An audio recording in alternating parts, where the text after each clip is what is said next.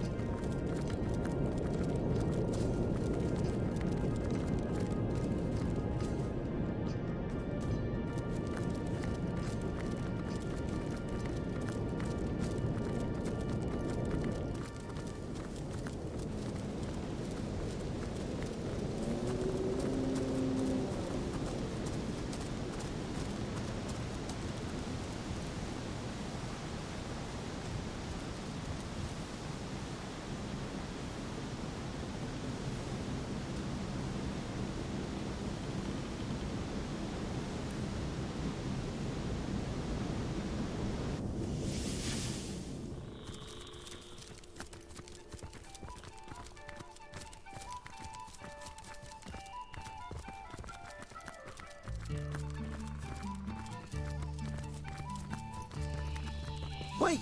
Stop! Can it be? A source hunter? Oh, my fortune, my fate! I am saved! They're coming for me! They know I've escaped! And they won't stop until they've sliced me in two and corrupted my corpse with darkness! The cult. The dark heart of the Immaculates. The corrupted few who lead their trusting converts upon a path paved with sauce. Well, they won't stop until they've silenced me.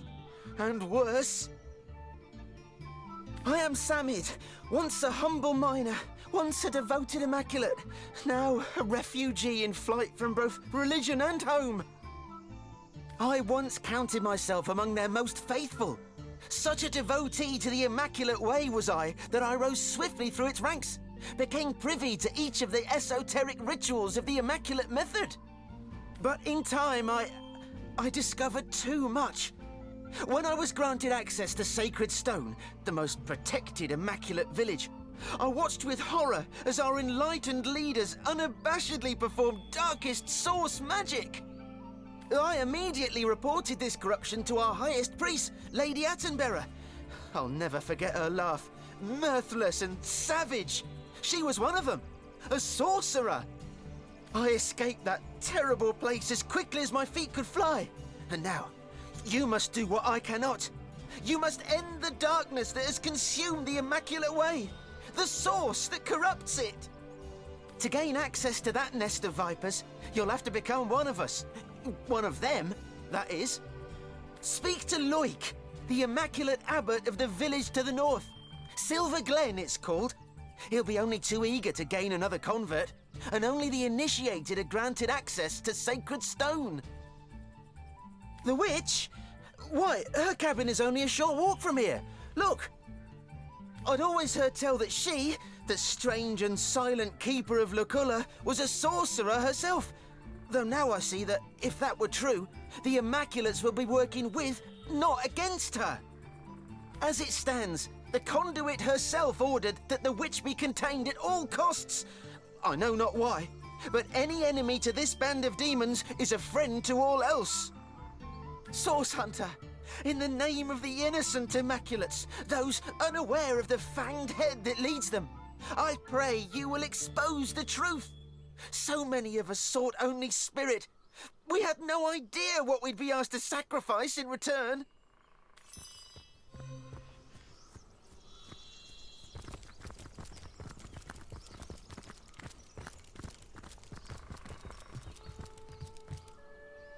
My friend, did you hear? That man said the one called Attenborough is nearby. We must find this village, Sacred Stone. I am certain Jarrett has been taken there. And if it is where Attenborough rules, it seems these Immaculates are not all as I have heard.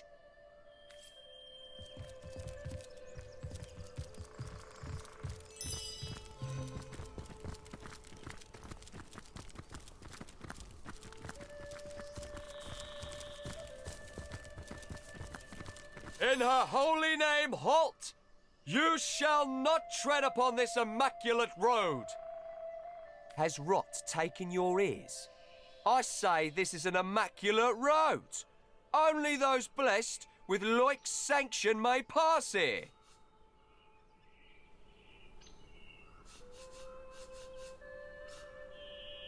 Ah, you have passed the test.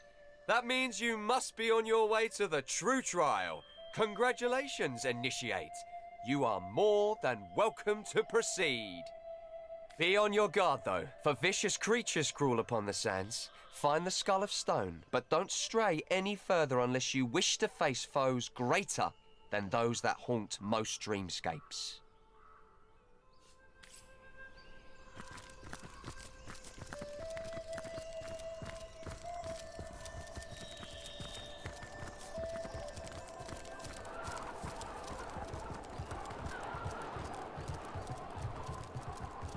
I suppose we'll be spared the troll toll this time around. Better a toll than being spun into dinner.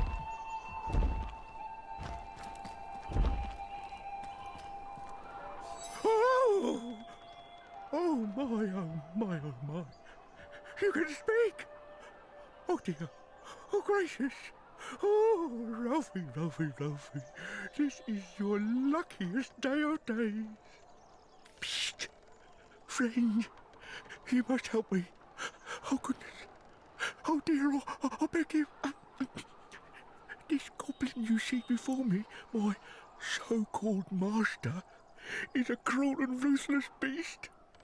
This may be my only chance to seek help, so I won't waste a moment. Friend, if you have a shred of decency in your bones, you must kill this goblin. Please, I must be free. And if you'll help me, I'll help you. I know all there is to know about the goblins of Luculla, and I know their greatest weakness too. A secret I'll happily share once I'm free from this goblin's claws. Please, kill the brute.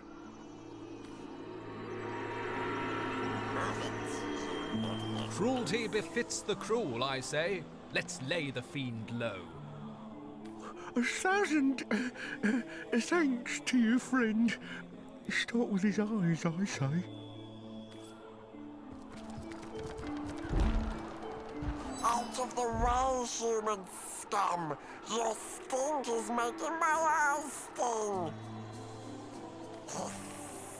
I wouldn't make an enemy of Kadraska's pig skin unless you fancy being swarmed by the legions of eight-legged friends I have at my beck and call. If you're not interested in purchasing the finest goblin wares in Rivellon, I'll prefer to go somewhere your stench can't insult me. Yes, Pigskin, they run this territory, except the goblin village, of course. But I can no fool know how to deal with the Spider Queen. Quite a valuable piece of knowledge in these parts, as you'll come to find out. Though I suppose a sack of gold, the weight of 1,300 coins, might put me in the mood to share.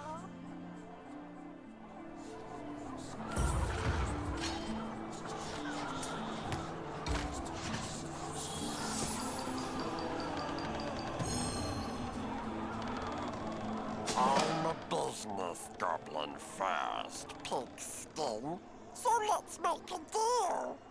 Here's what I know. The Spider Queen is not so different from any other monarch. That is to say, Rat Belly, that she loves a little sweet talk. I'd love to set mother upon this cruel beast. Save up combat!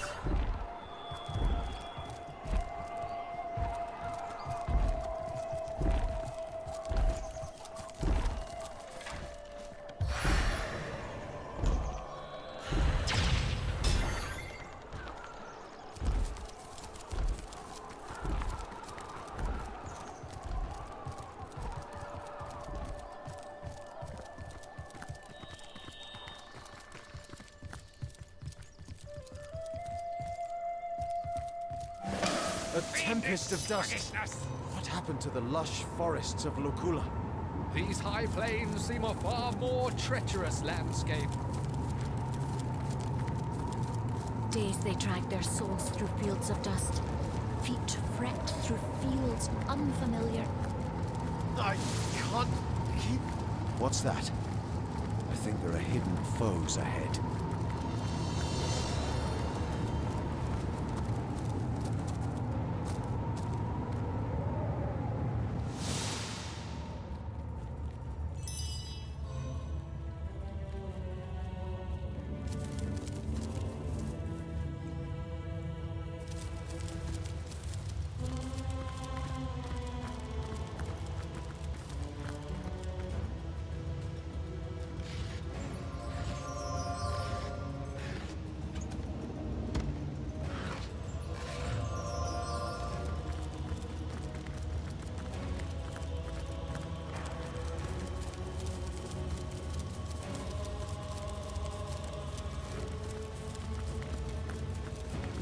Welcome, initiates, to the Corridor of Bane. Here begins the prelude to purification. Advance and accept what is coming to you.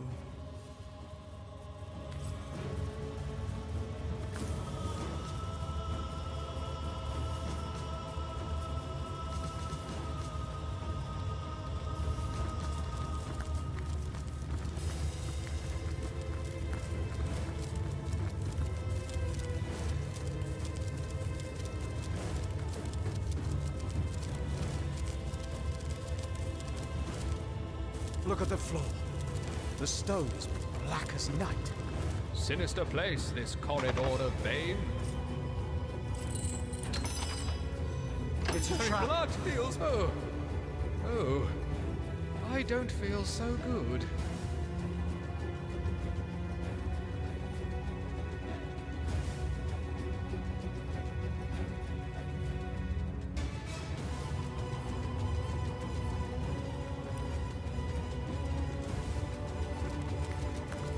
Welcome, initiates, to the Chamber of Burdens. Only those who can balance the weights of knowledge will see the walls of ignorance evanesce afore their eyes.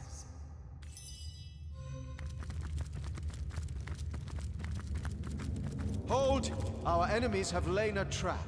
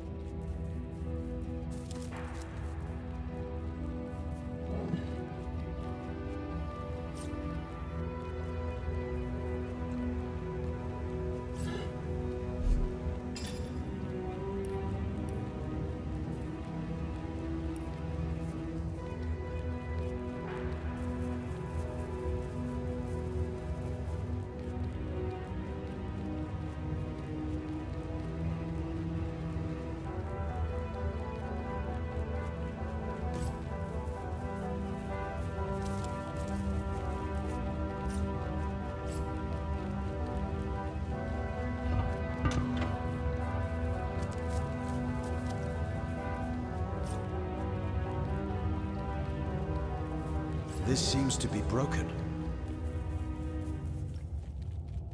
This seems to be broken.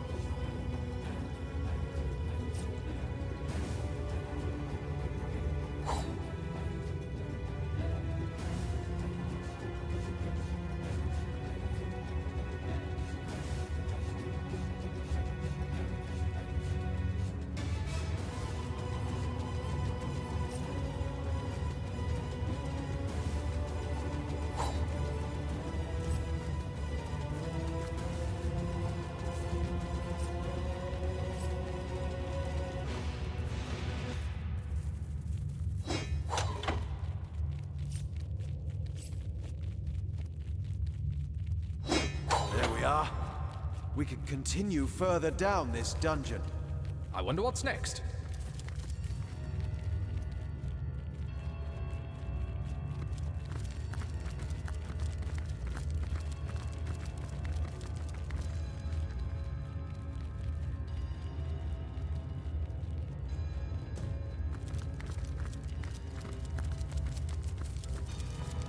Welcome, initiates, to the Hall of Vigilance. Observe, bear witness, or brave the biting shades of failure.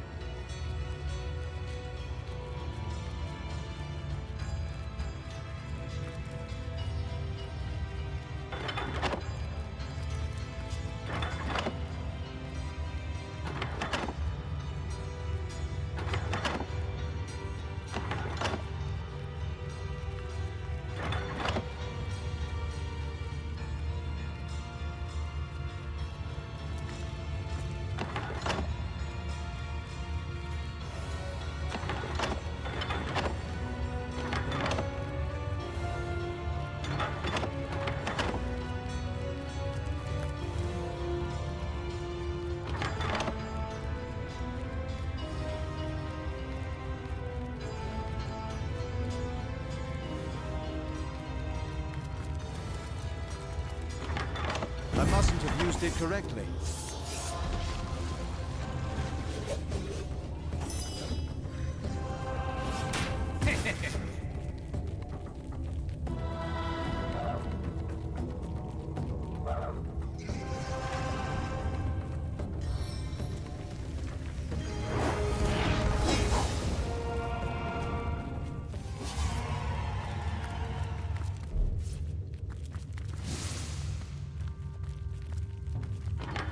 I mustn't have used it correctly.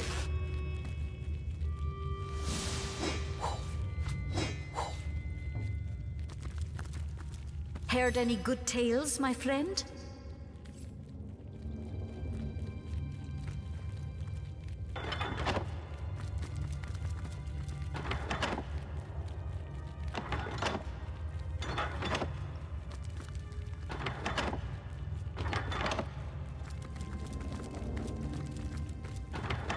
What was that? I think I heard a door unlatch.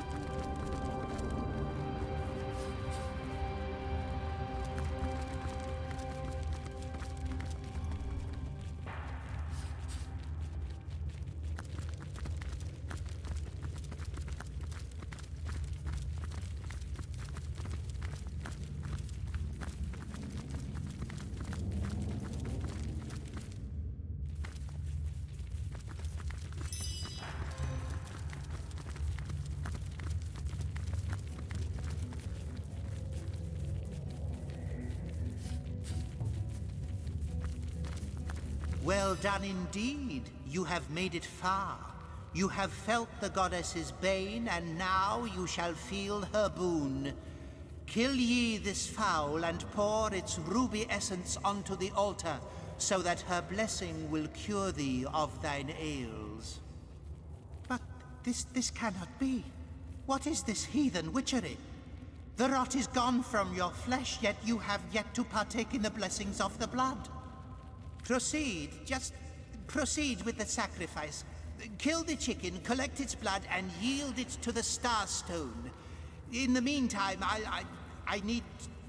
I'll be back.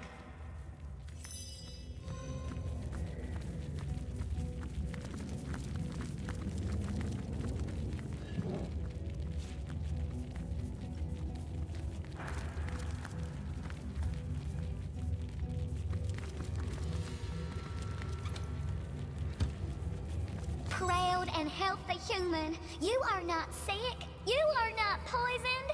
I beg of you, don't kill this humble chicken. Let me live and I'll lay you a fresh egg each and every morning. No sunny side up taste as good as mine do.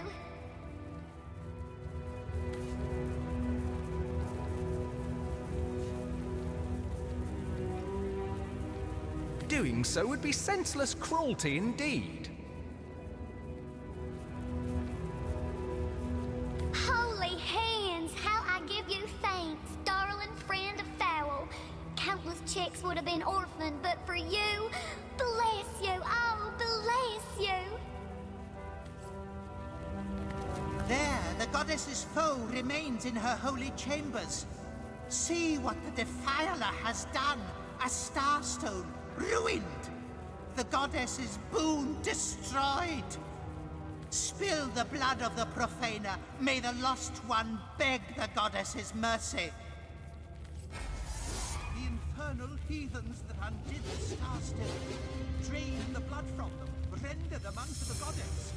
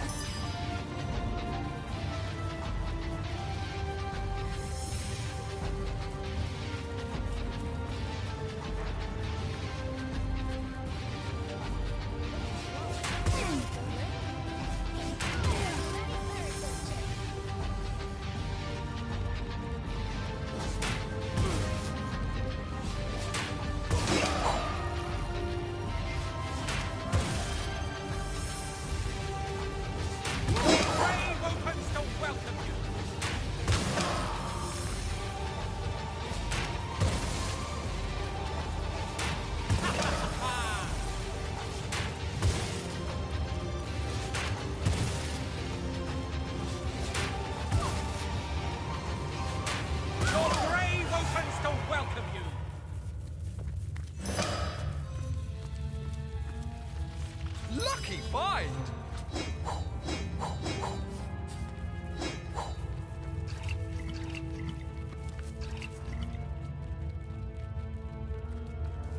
Fortune!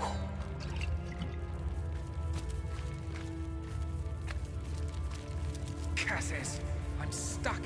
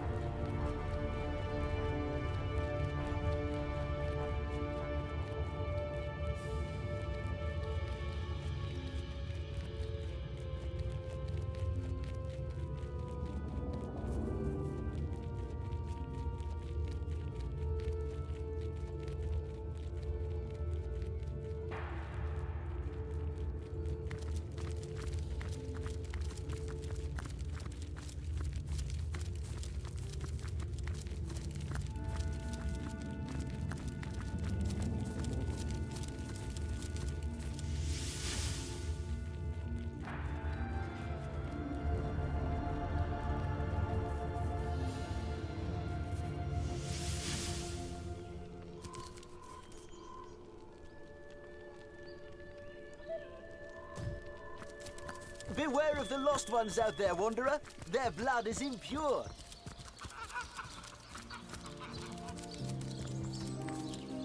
I need a moment to reflect. With each such display of empathy, I find myself drawn closer and closer to your kind soul.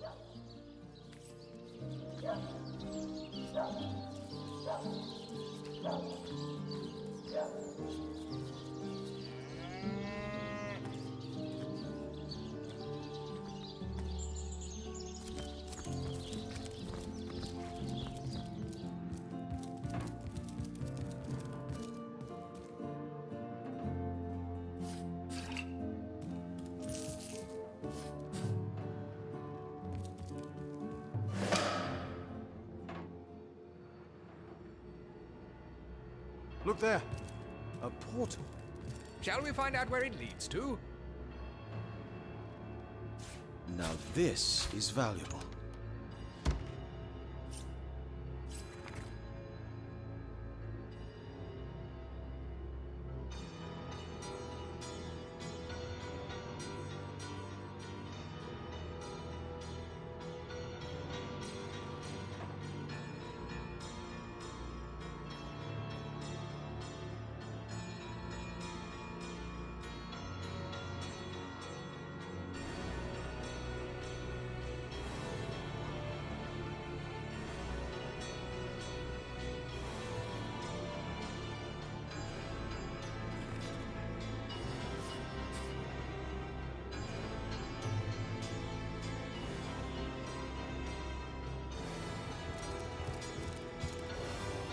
Ah, a peaceful wood.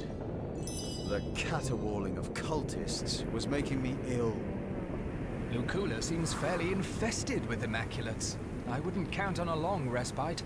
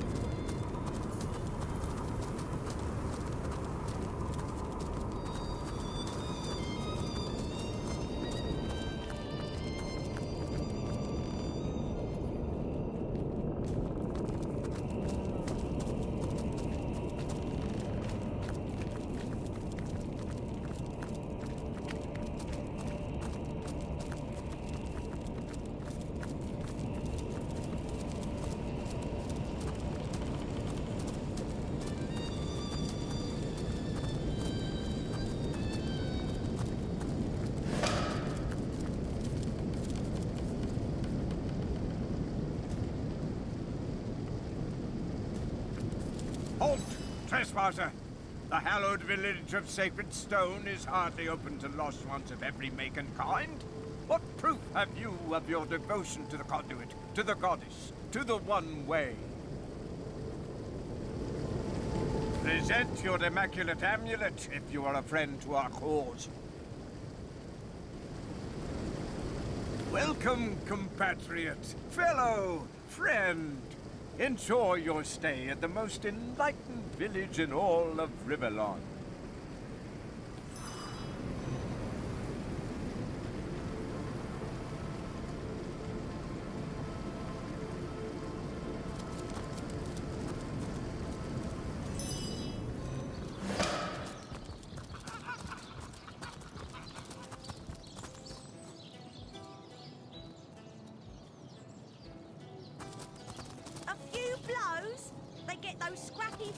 Blazing and take it down in a matter of minutes.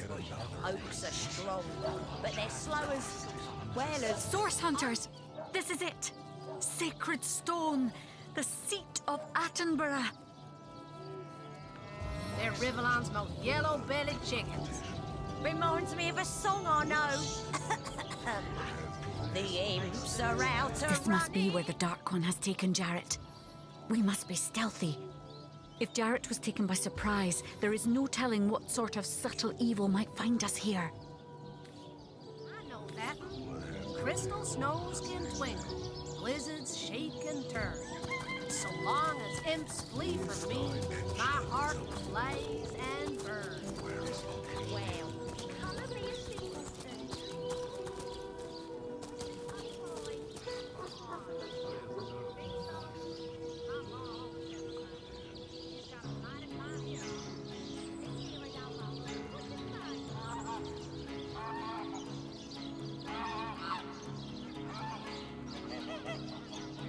Any plans for after this gig is over?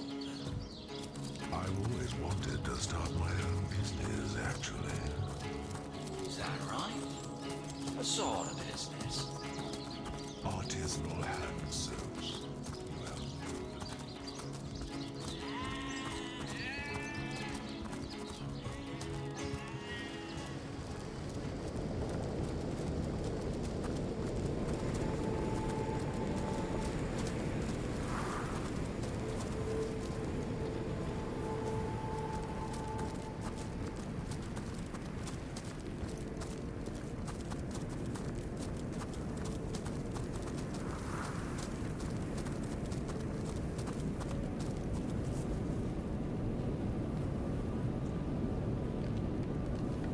I feel like I've been set in stone.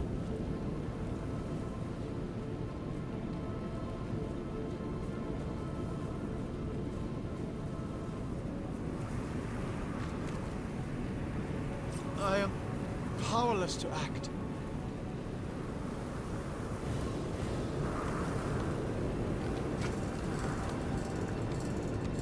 Ambushed by a Feel my legs!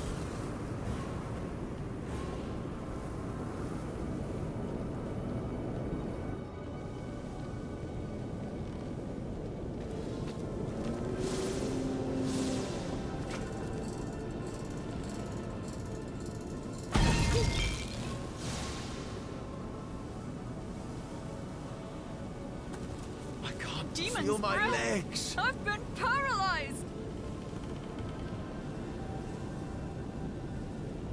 I am powerless to act.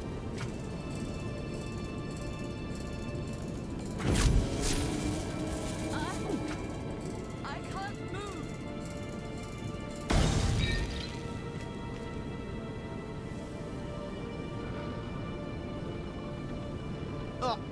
I can't move.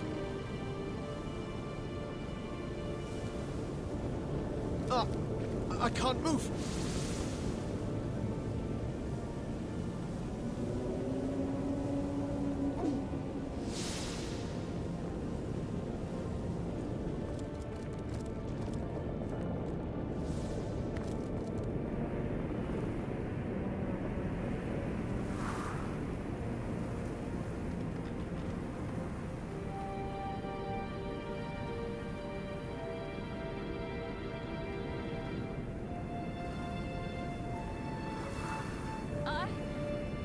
I can't move.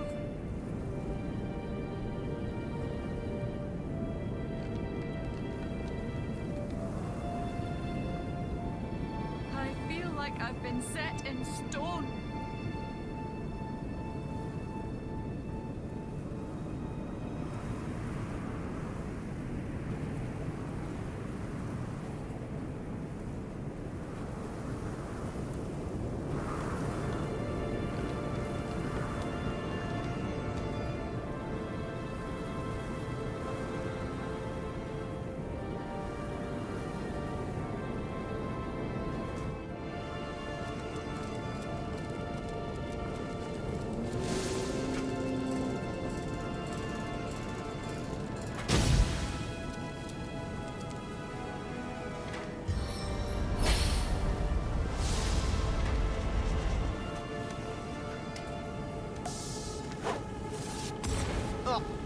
I can't move. I can't move. What just happened?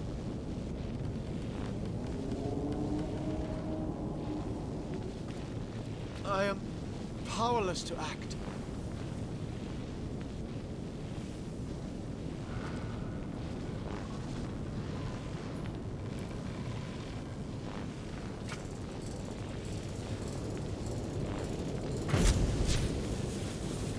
I've been struck by lightning!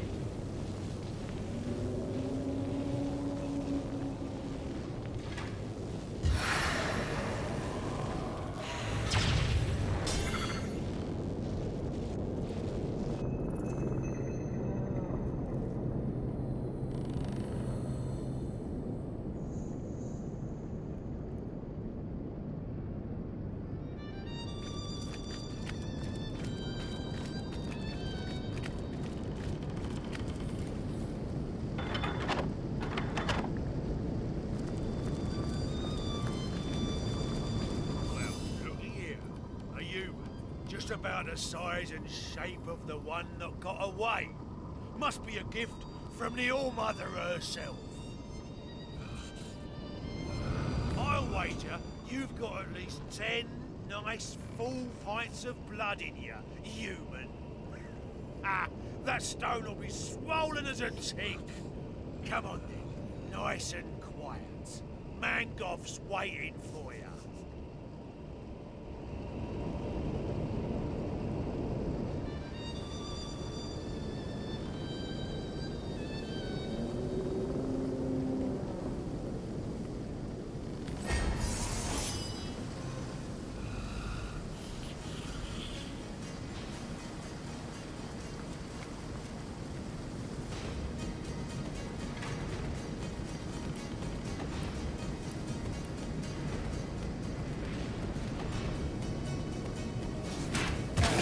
Demise.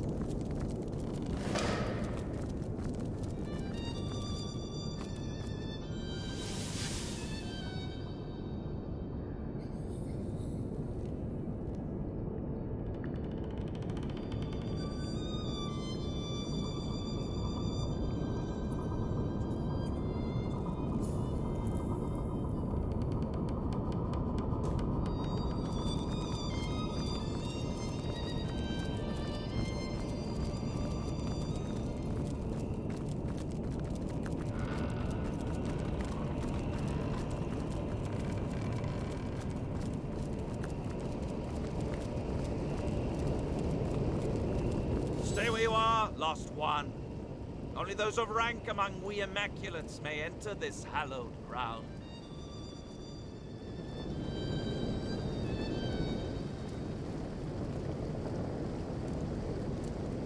Ah, to meet you is my blessing, enlightened one. I apologize for my rough demand, but I shudder to imagine a lost one walking freely among the goddess's grounds.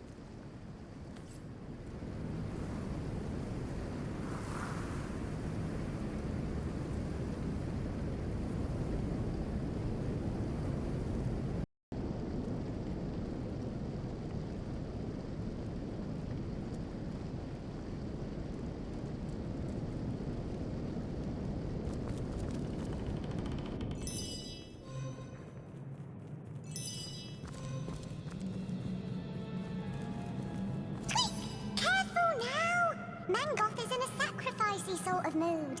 Zappy, if you know what I mean.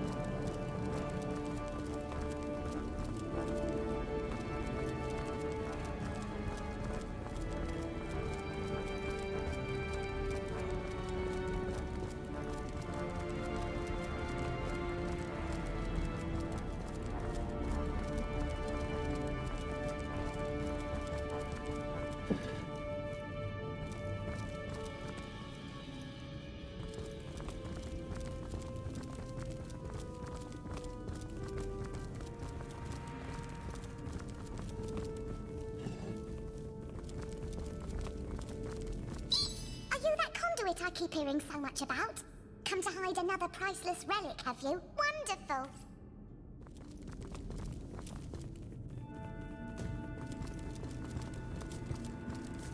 Our great and glorious goddess. I don't want Blessed to die. Be what pleasant company.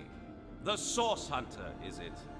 I'd heard tell you'd been stalking across Sicil and into fair Lucula. Ever bent on disrupting the designs of our good goddess and conduit, so the rumors go. Ever eager to prevent the inevitable day of reckoning at hand. But the blessed goddess has guided you here, Source Hunter. She has delivered you into our hands, and she has deemed you a blemish upon her ever more balanced world. Only your death will restore the harmony you have disturbed. Wrung dry upon these stones, you'll serve our cause at last. Struggle if you wish, Source Hunter. Your fate was sealed the moment you dared to stand against the goddess.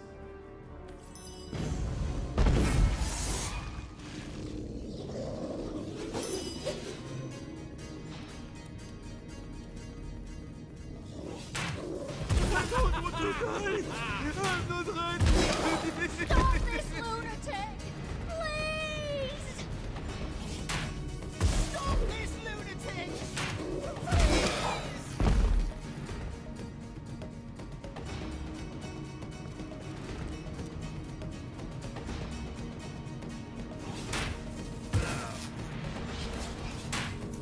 Time of your death is at hand! I'm not ready! Please!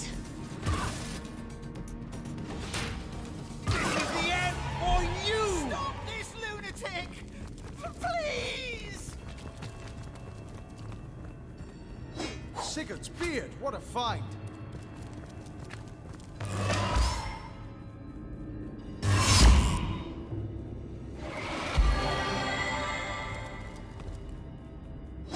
Fortune!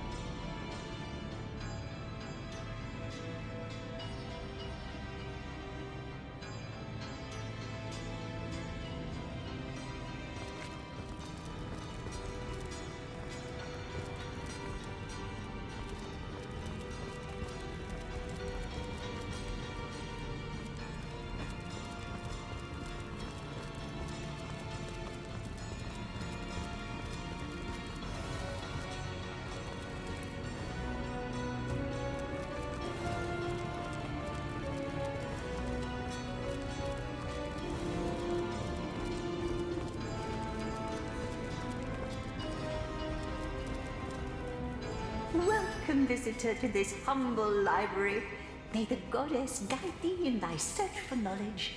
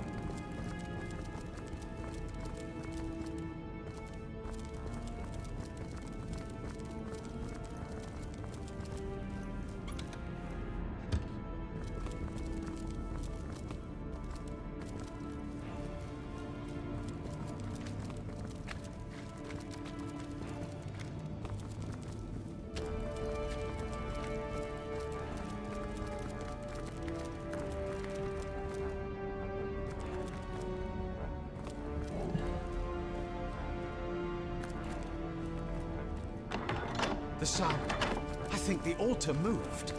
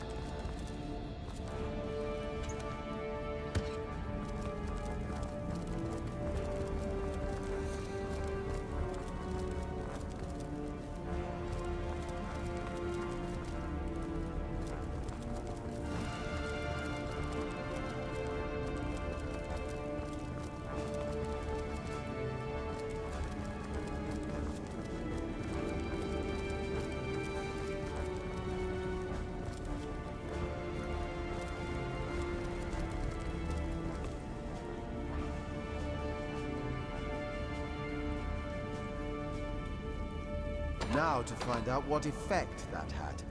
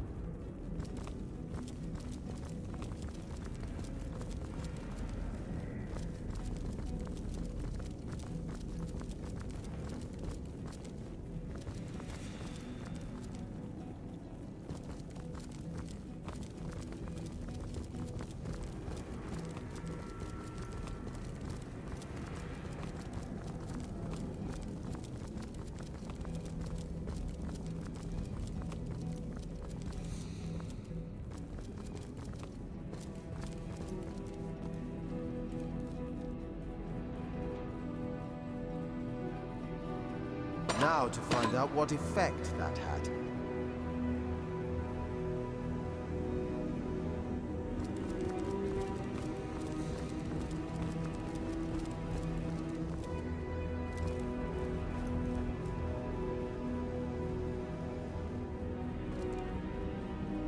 Did that cause a reaction?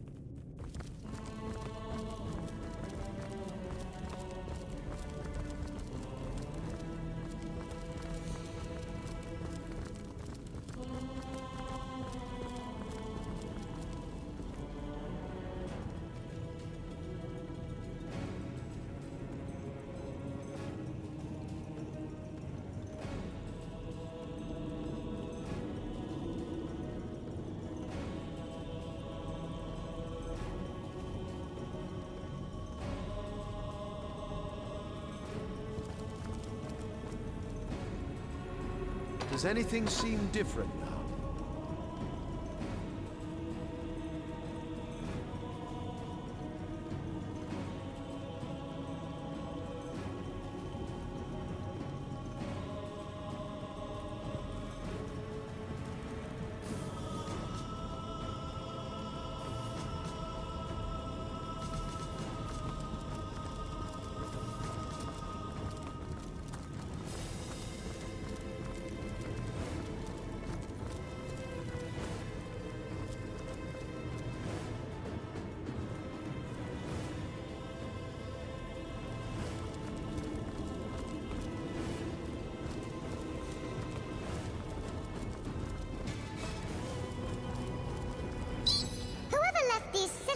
crumbs all over the walls did no favors for the decor.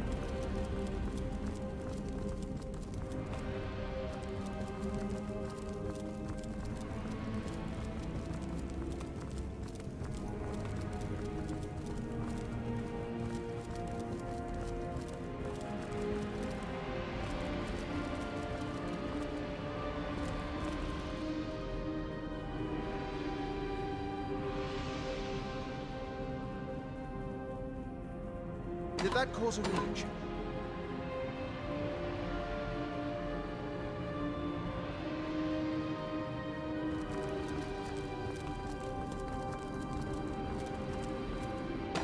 I wonder what that did.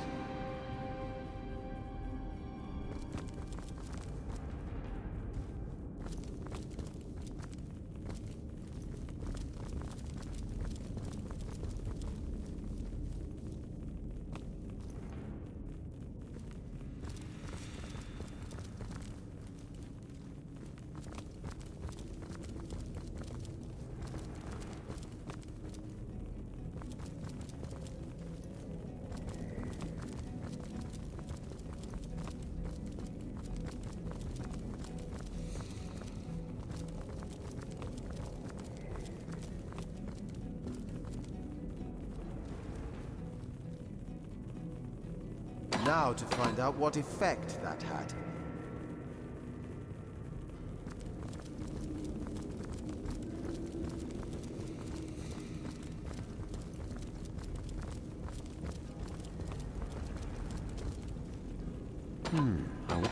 I wonder what that did.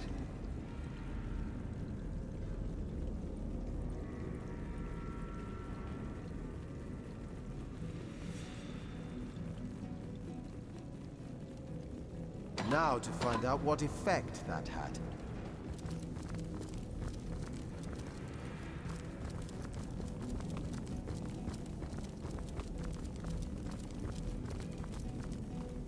that cause a reaction?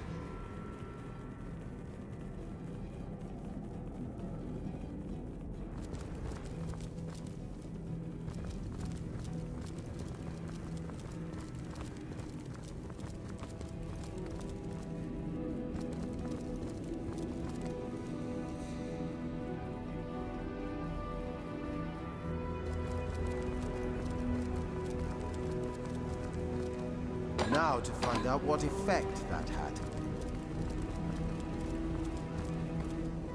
Well, that was efficient.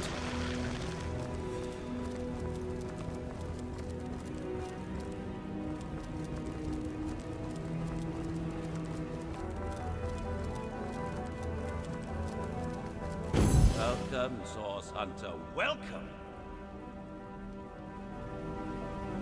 I must admit I'm rather disturbed by your presence here. Not because I fear you, no. Because I must assume that the goddess has willed us to meet like this. Like intimates, in these holy chambers.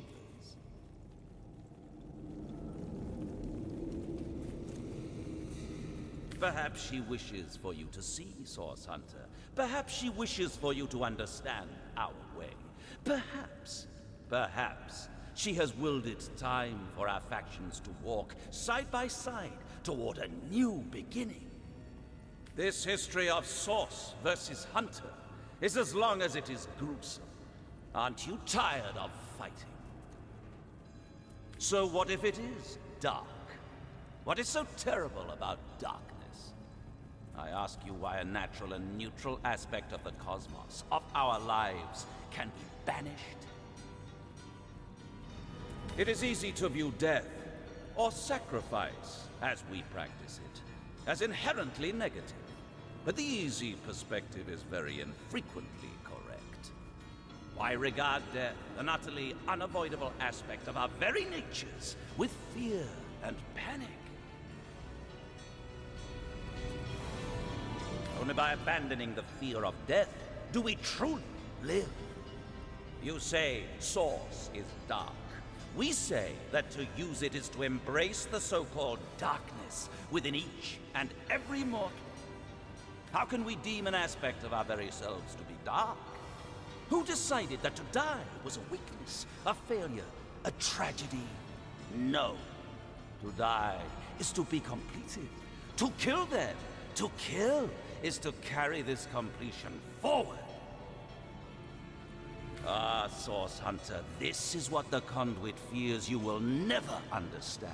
For how could you? Your kind are agents of maintenance. You must keep the established order.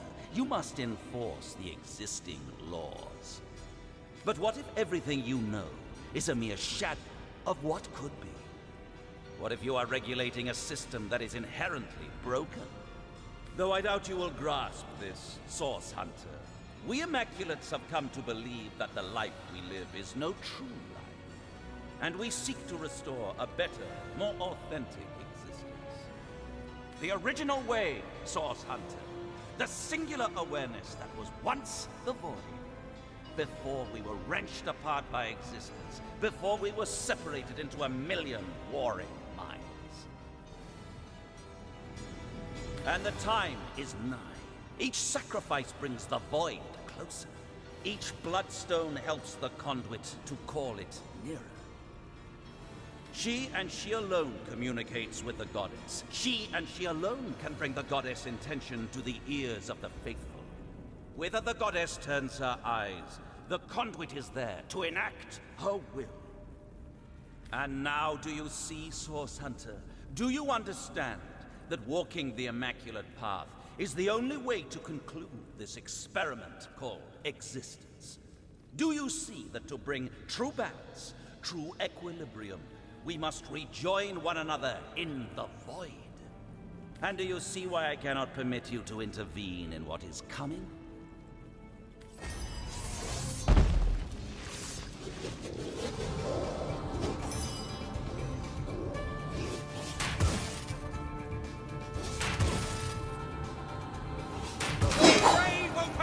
Welcome you.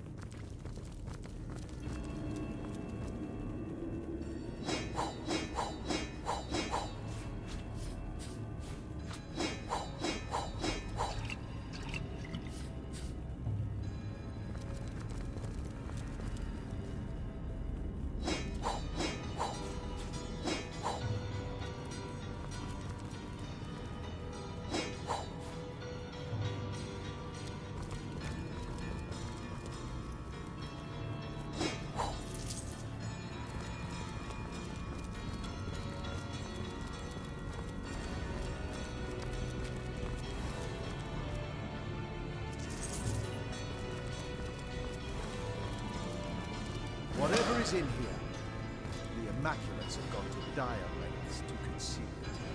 I don't know whether I'm relieved or disappointed there isn't a legion of undead demon mages waiting for us.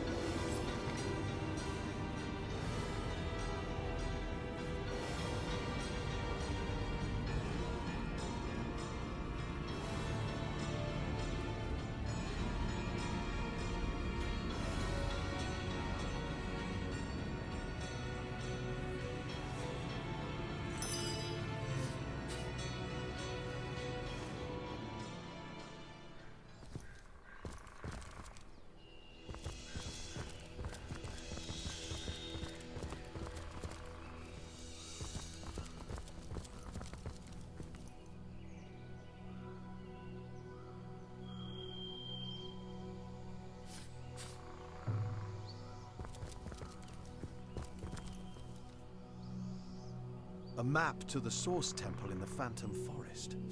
Sounds like a location worth noting.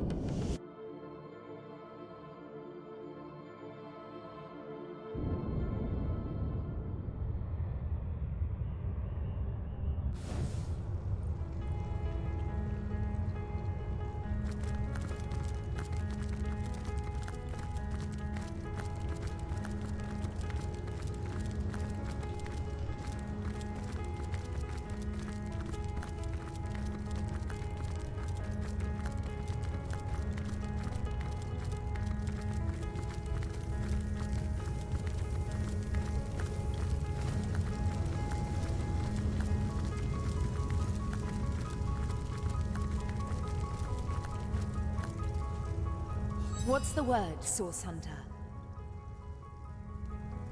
I believe the answer to that begins centuries ago, when your order was still cutting down so-called dark magicians by the dozens. Ours was a family of born sorcerers, you see. It was in our blood to still. Their meekness wouldn't save them from the Source Hunters. Source Hunter, you've learned so much already. That spell you found. If it's to be believed, Leandra has created Death Knights. Only that spell, combined with her blood, will make them vulnerable to attack. So that's her plan. She intends to summon Astarte and the Void Dragon and overwhelm the goddess with an unstoppable army. With Astarte gone, there will be nothing to stop the Void from consuming all of Rivellon. Our mission is greater than us, greater than Leandra, Source Hunter. It is a quest to save all of existence from eternal blackness. Her plan must not succeed. Sister, what have you done? I cannot condone the terrible things she's done, but I can seek to understand. What's more, I sense that if I could only repair the forge. Gods, Death Knights, this is dreadful news. Worse than I could have expected. Death Knights are a terrible sign, Source Hunter. Historically, they indicate their maker's intention to wage total war. Death Knights are impervious to attack, you see. The perfect soldiers. Fortunately, you're 2 steps ahead of my sister. With that vial of her blood and the fail-safe spell you rescued from the mines, you can craft a piece of magic powerful enough to render her army vulnerable. You're 2 steps ahead of my sister, dear Source Hunter. With that vial of her blood and the... Tell me, O Weaver, if you know all that is past and present, does that mean you know the future as well? Alas, no. I can predict with a degree of certainty, but I cannot speak of what is to come unequivocally. Time and I are one, but we must both run our course before reaching reality.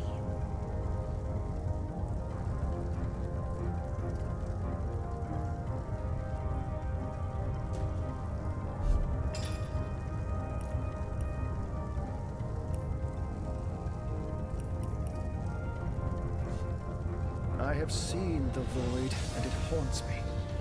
Follows my vision like confused spots after staring in the sun. We are haunted by the same vision, my friend. The end of all visions. But only in the dark can light be born. Let us cling to that and hope.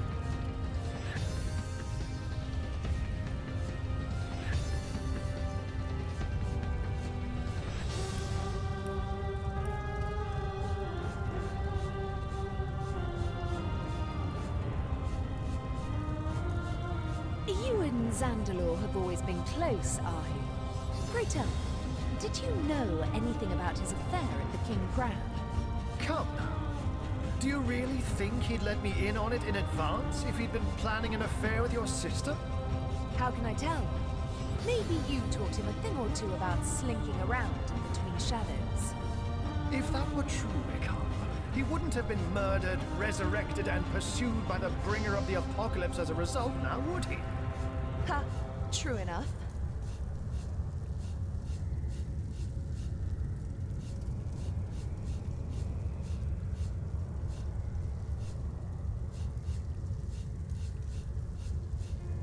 So this tapestry represents all of time. One wouldn't think time itself would include so many threads dangling temptingly where any claw could reach it. Look alive, Madam Weaver. Our friend Ahu here is no better than the Void when his instincts overcome him. Clawing at time and void, he wouldn't, would he?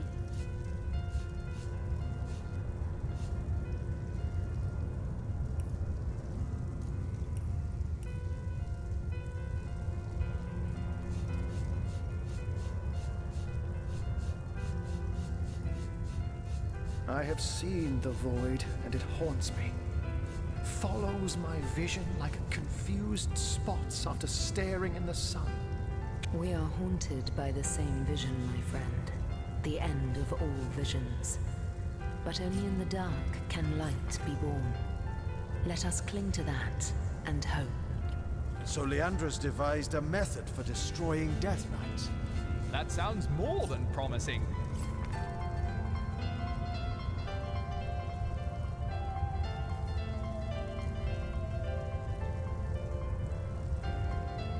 You and Zandalor have always been close, Ahu.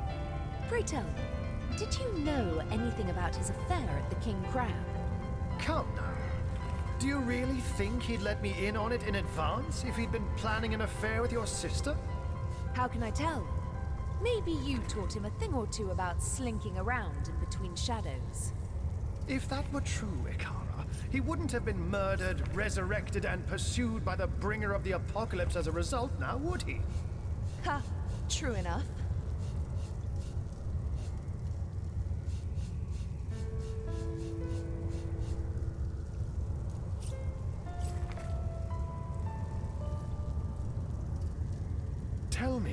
Weaver. If you know all that is past and present, does that mean you know the future as well? Alas, no. I can predict with a degree of certainty, but I cannot speak of what is to come unequivocally. Time and I are one, but we must both run our course before reaching reality.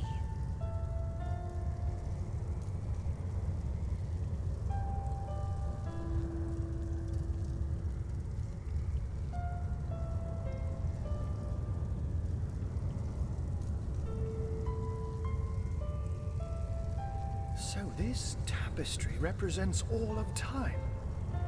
One wouldn't think time itself would include so many threads dangling temptingly where any claw could reach it.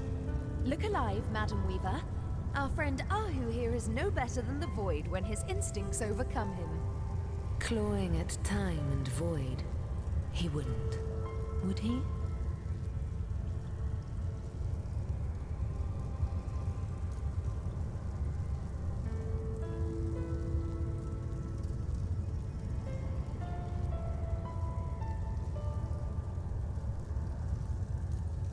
Tell me, O Weaver, if you know all that is past and present, does that mean you know the future as well? Alas, no. I can predict with a degree of certainty, but I cannot speak of what is to come unequivocally. Time and I are one, but we must both run our course before reaching reality.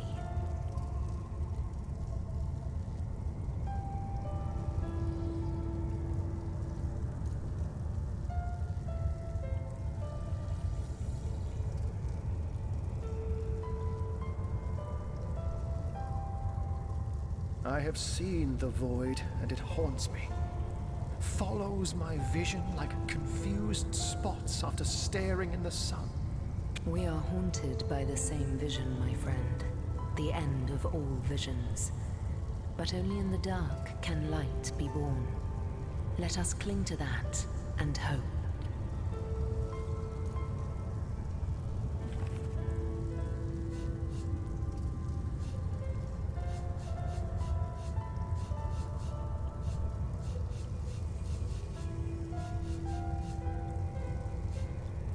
So this tapestry represents all of time. One wouldn't think time itself would include so many threads dangling temptingly where any claw could reach it. Look alive, Mark, Madam Weaver. with this Our friend spell Ahu and here the is no so-called better than the blood of Void mother, when his instincts Those overcome Death him. Knights will be at our mercy. Clawing at time. Leandra and won't void. stand a chance. He wouldn't. This could all be Would he? over sooner than we'd thought.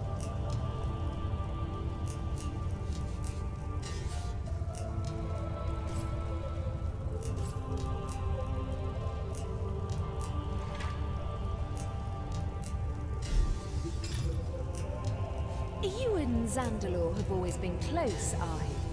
Pray tell me, did you know anything about his affair at the King Crab? Come now. Do you really think he'd let me in on it in advance if he'd been planning an affair with your sister? How can I tell? Maybe you taught him a thing or two about slinking around in between shadows.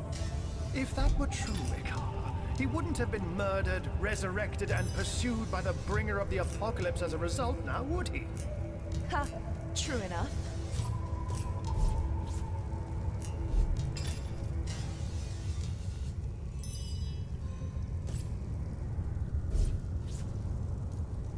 What's the word, Source Hunter? Why, it seems you're more than caught up, aren't you? You've already got the spell and the blood, both of which we'll need, if the spell is to be believed, to slice through Leandra's army of Death Knights. Remarkable. That means we've only to find Zandalor now. Long ago, when Source was banished, a league of great men and women promised to protect its secrets. The Keepers of the Source, they called themselves. Our wizard is its last living member. That night in the King Crab Inn, Leandra was after something that only he knew. Find him, and you'll learn where to find her. He lives in Hunter's Edge, a village east of Lukula. When last I saw him, he was in a panic about Leandra's betrayal. It's possible that he'll have flown Hunter's Edge. You may need to investigate to find a hint of his whereabouts. Take this ring. It will mark you as my ally. If you should find Xandalore, he'll know I sent you.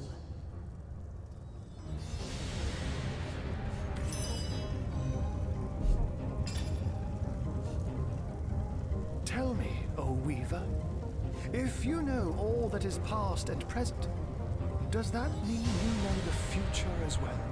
Alas, no. I can predict with a degree of certainty, but I cannot speak of what is to come unequivocally.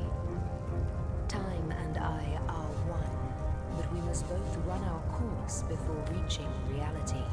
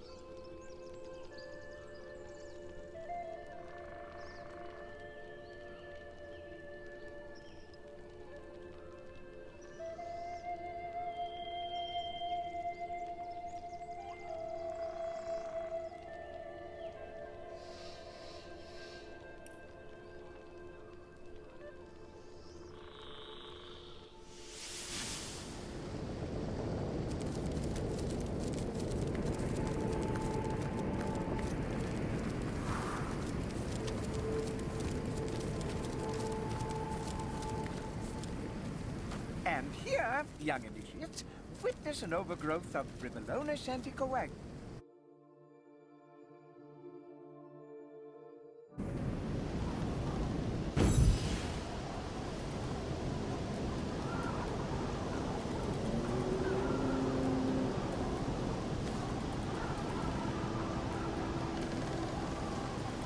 Demons creep through the rift. They must all be destroyed.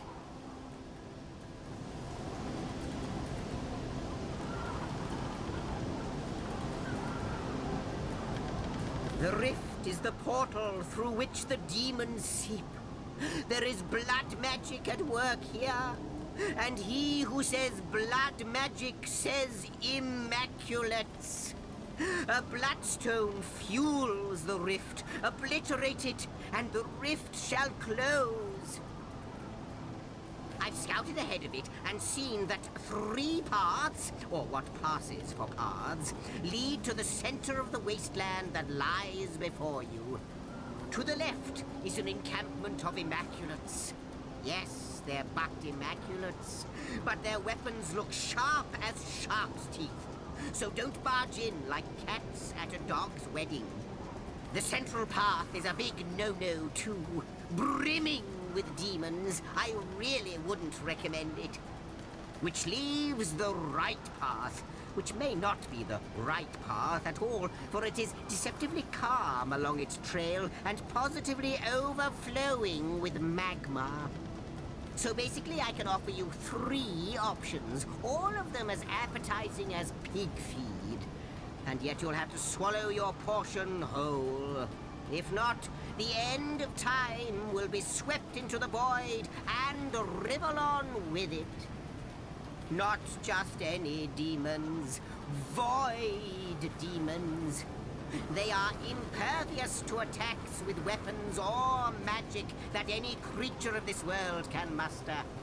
But they have one weakness. For their simmering presence has permeated this area through and through for a long time.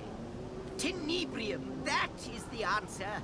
The black ore that is dark as the void itself. Arm yourself with this foul material, and you shall be able to shred their bloodstone that controls their portal. They exist beyond the normal continuum of time. They are here, and they are sweeping through the winds of chaos at the end of ages, shredding what they find. Unless they are defeated, your home away from home shall sink into the maelstrom of oblivion, piece by piece. Do what you can, my friend. Do not falter. All depends on your prowess, and our homestead won't grow an inch until you've solved this dire matter.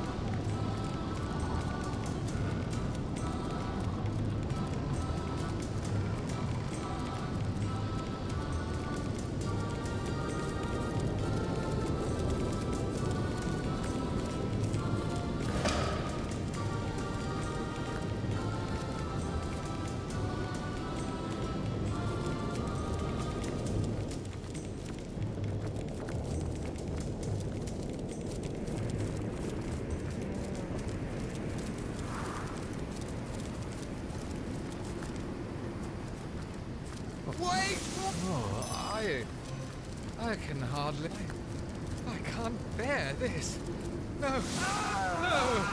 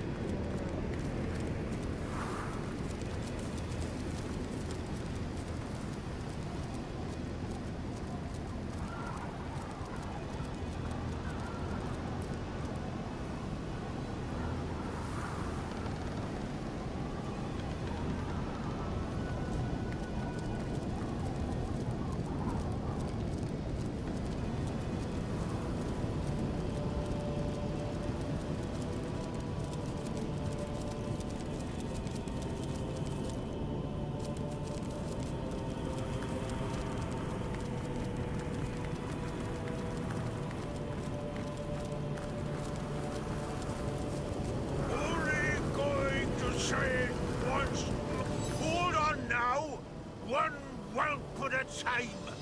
You'll pay your toll soon as I'm through knocking this loudmouth back in line. The fool thinks he can slick 6 warm bodies past Rumble for the price of 1, he does. Lousy bomb may as well thieve from King Gungia's very coffers. If I've said it once, I've said it more times than a troll can count. Warm bodies do not people make.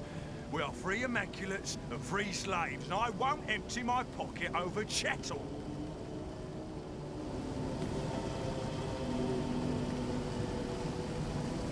Calmer heads ought to prevail here.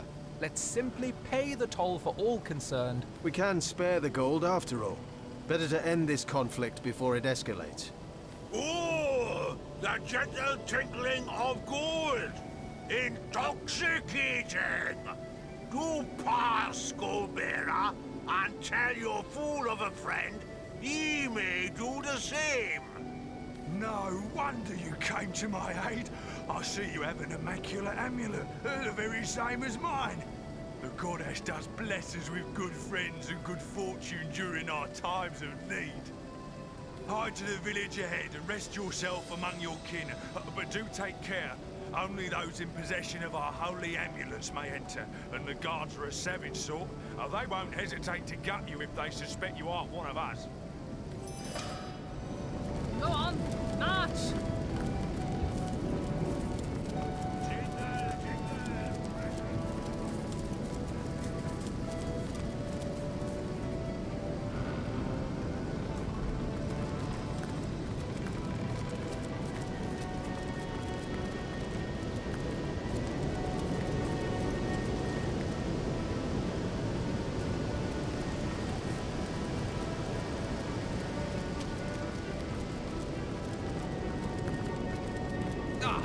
I'm tripping.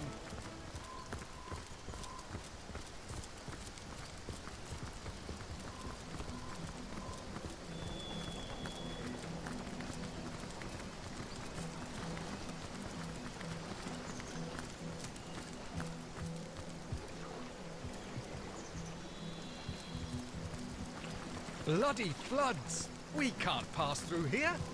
Blast! And me without my swimming trunks.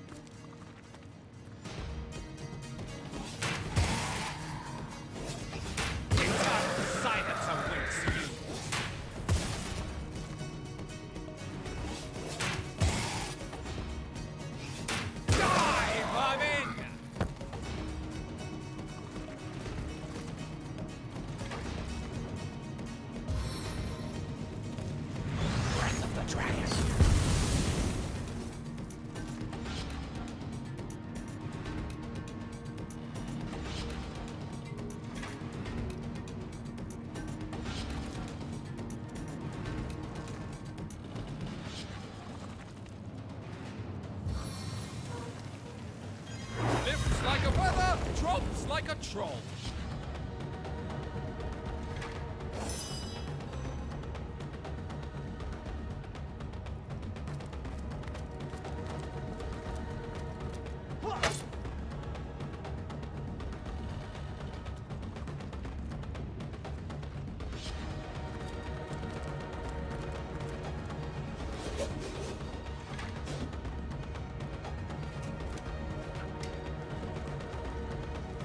He's coming!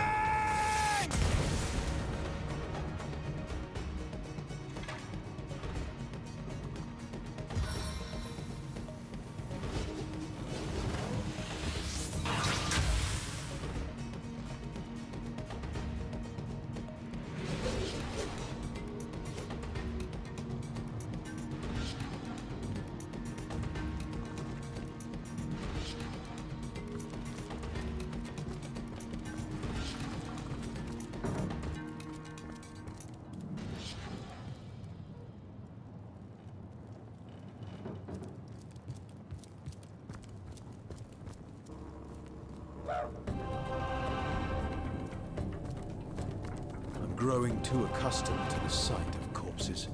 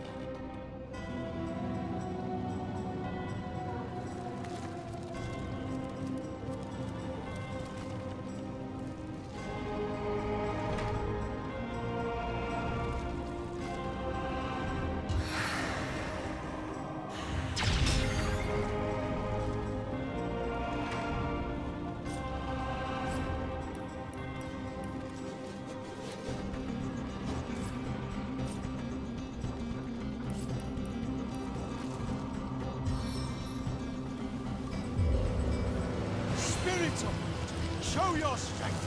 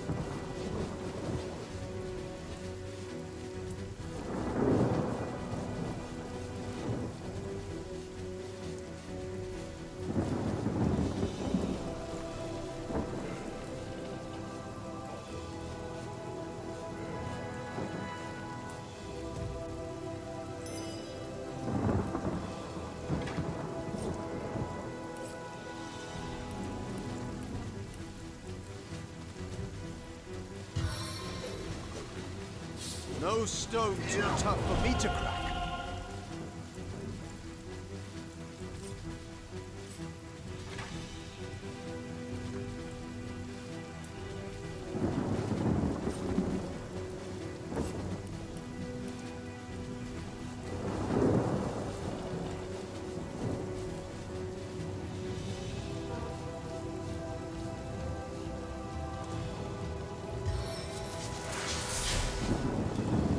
Renewal for Rivellon.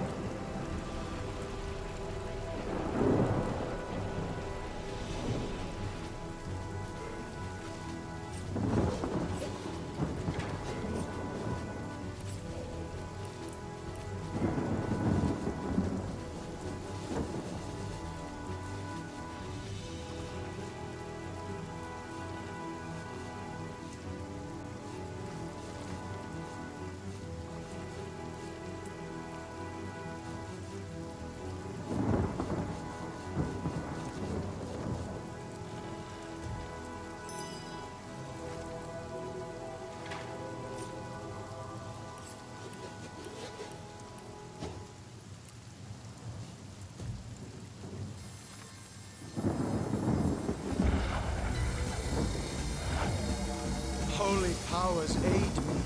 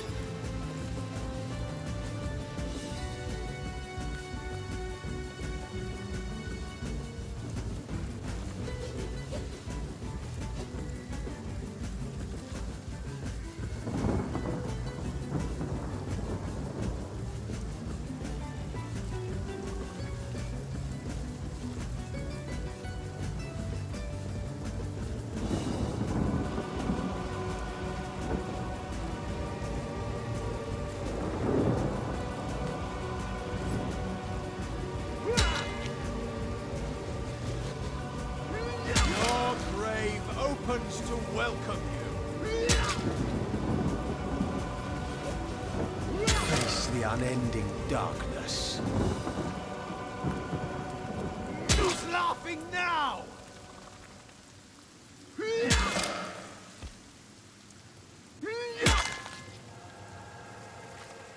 Eternal silence awaits you. Die, vermin! Well, it smells like an infected foot, but we've cleared the last of the mushrooms. I'm sure the bats won't mind. Leech this evil from my blood.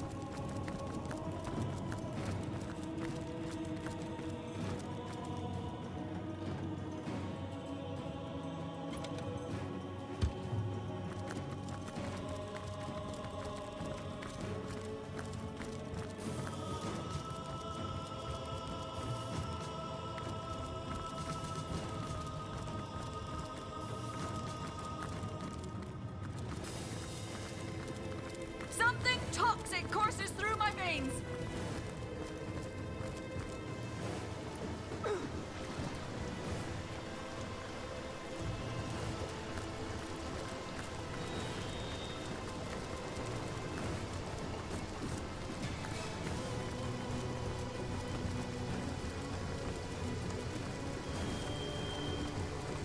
Oh there. A word of warning, Wanderer, afore you continue on your merry way. See these corpses here? Be a good fellow and take them as a hint that this town isn't the pastoral little paradise it once was. Ah.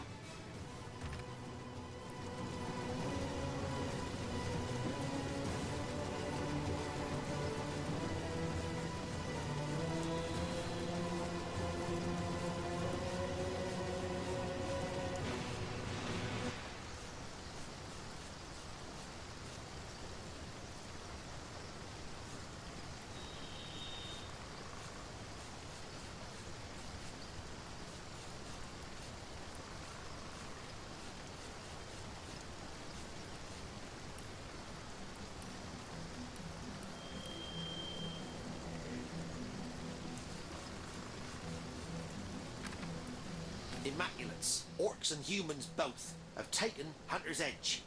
Its villagers are now slaves in the mines to the west, or they've been bled dry of their last drop of life, reduced to mere fuel that must light the wicked candle that is bloodstone. Long as you live in the limbo between coming and going, though, why not have a look at what I have to sell? You'd be surprised to see what a scouring skeleton can gather together in a dying town. Yeah! Well, don't go round angering Immaculates if you want to keep your vitals intact. Though perhaps it won't be very long before they have a stab at one another's vitals instead.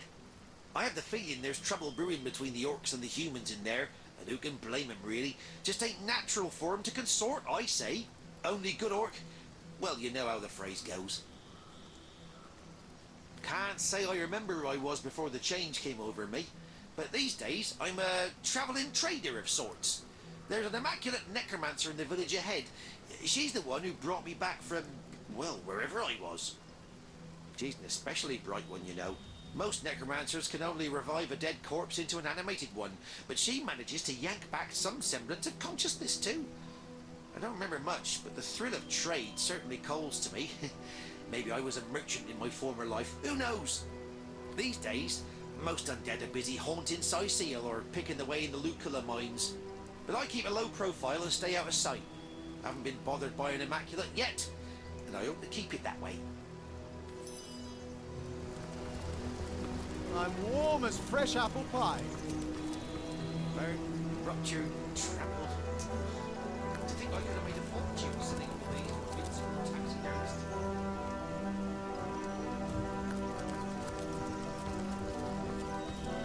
You there, Flatlander. Stay at your business. Come to play now the town's been taken, have you? Typical you Flatlanders. Lucky for you, the goddess don't discriminate against cowards. Well, come quickly then. There's still townsfolk on the loose, and and the chasers probably made them wild as cornered dogs. One might pop out of a bush and take an eye before you can shout your own name. Better you first check in with the higher-ups. You've got Jarl, the righteous leader of Weird the Mountain, and blood-stained Gratilda, queen dog of the giant toads. Trust me, you'll know her when you see her. Now scram, and make your introductions before word gets to them there's an intruder here. I'm overheating here. Why not stand up and face me, one-on-one? They're keeping the peace for now. Chief's orders. That other tusk's yours. It's all mother, I'll say. Do you? I need to dry off.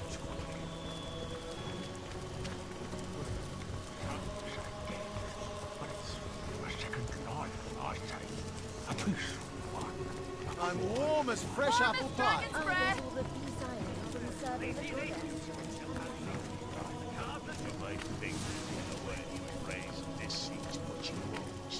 Well, what's this I've spotted? My kingdom for a dry shirt!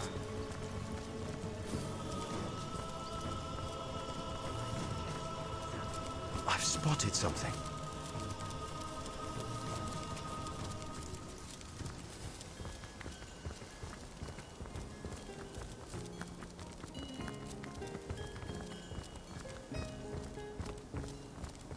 All right, man, who's next? Why don't you go yourself then? You already sent Odelin and he's been blown to bits. You dare to challenge your commander, Worm Belly? He's not. What are you staring at, small bones? Talk to Captain if you need to know.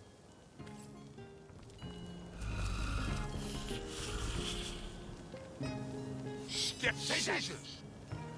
And what business is that of yours, pigface? You ain't no son of the All-Mother, or even a mountain rat like the brothers of Jarl.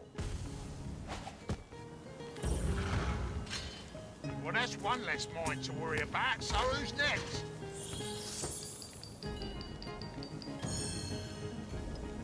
Well, I suppose the All-Mother's tried our fates to immaculates of every make and shape, ain't she? I don't pretend to understand, but I do trust in her judgment. What do you want to know, then? Something the conduits asked for directly, you see? There's a key inside. A key to a source temple within the forest. The very temple the conduit's attempting to crack at this very moment. They say the key's the only way in, but she's attempting to charm her way in while we look for the key here. Without the wizard's servants to show us the way in, though, it don't seem like we'll ever get through the damn doors. Can't say myself what exactly is inside, but the conduit seems ready to turn heaven and ground to get inside. It seems the wizard who lived here was quite familiar with the place. He kept what seems to be the only key, after all. Gratilda seems to believe they're in a hidden cellar somewhere, but we haven't found a lick of a hint as to where the damn thing might be. They can't have escaped. That's all we know for certain. Shame the wizard's pretty little grapevines and beehives will wither without his team of helpers tending them.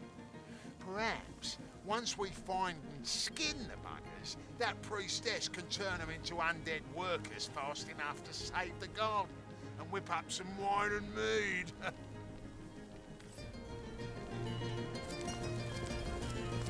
It seems that tribesmen walked right into one of the wizard's traps. Let's prove wiser than him, shall we?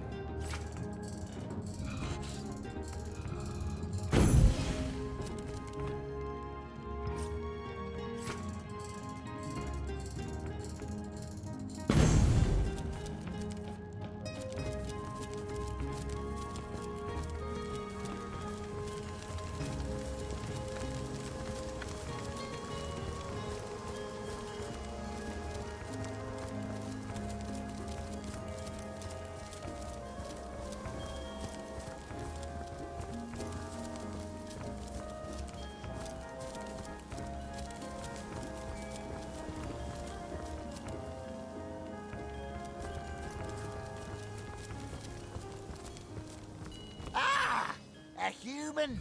By the blood blessing of this big green hunk of rot. Oh.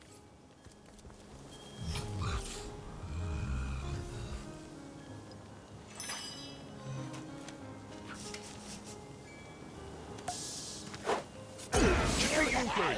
Stop that!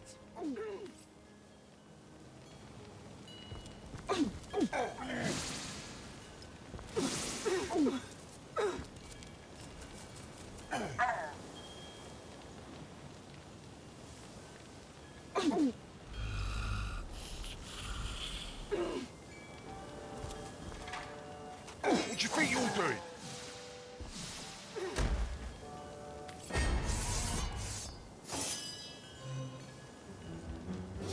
Time of your death is at hand!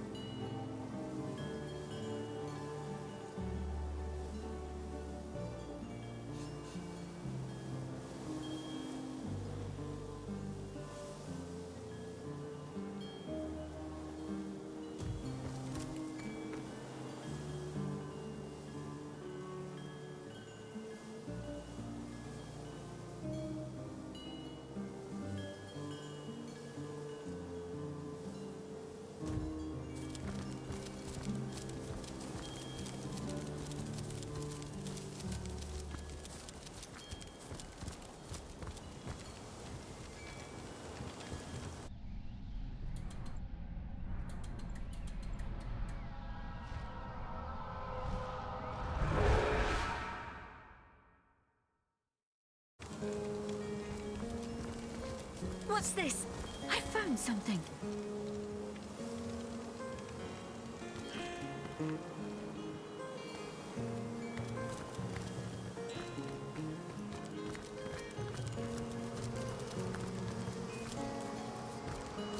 Feeling hot under the collar?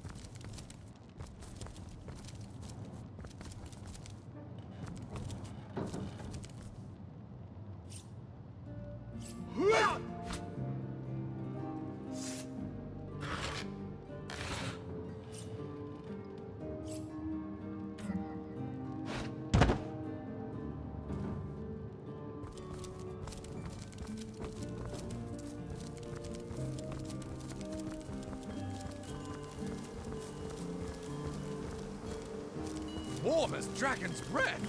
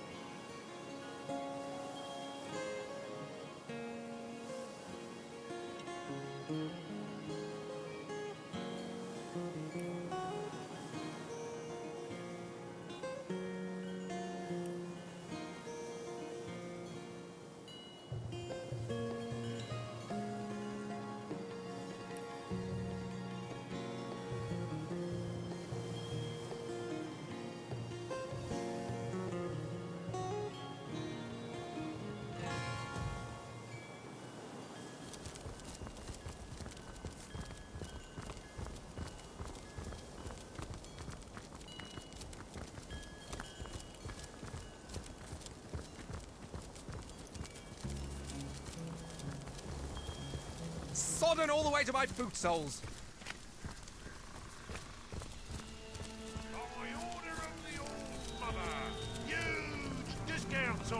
Well, by the boot soles of Burl Boonhammer, what have we here? Another human in Hunter's Edge. State your business, whelp.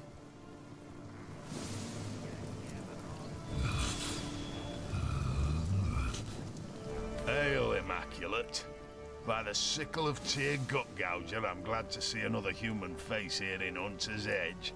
Not yet another misshapen orcish snout.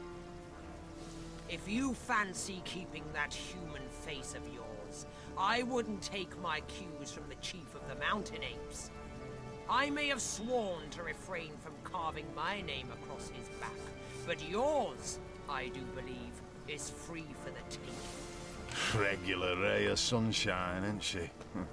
Don't let her manners fool you, though. Her disposition may be dark, but her wit is bright. Bright and devious. Believe me when I tell you that she's plotting against us as we speak, and would have long given the order to spill our blood if she wasn't leashed by the orders of the conduit herself. But by the shield of the Stormbringer, she'll not outfox the sworn brothers of Tanneroth. And I sincerely hope she won't outfox the likes of you either. You belong to the Silverglen tribe, I take it. Thought you were all holed up in Highbehind, but it pleases me to see some of your number have come to Hunter's Edge. You vermin could harbour such useful relics. Share in the plunder. Yes, an outsider not as yet distrusted by the orcs is exactly what I need in the matter of the missing bloodstones and the matter of the wizard's house. But let's talk in my headquarters over yonder, for by the beard of the Bear Slayer there are too many green ears around here. By order of the Old Mother, huge discounts on magic balls. I'm warm as fresh apple pie. Even vermin leave behind a worthy scrap or two. It's heating up.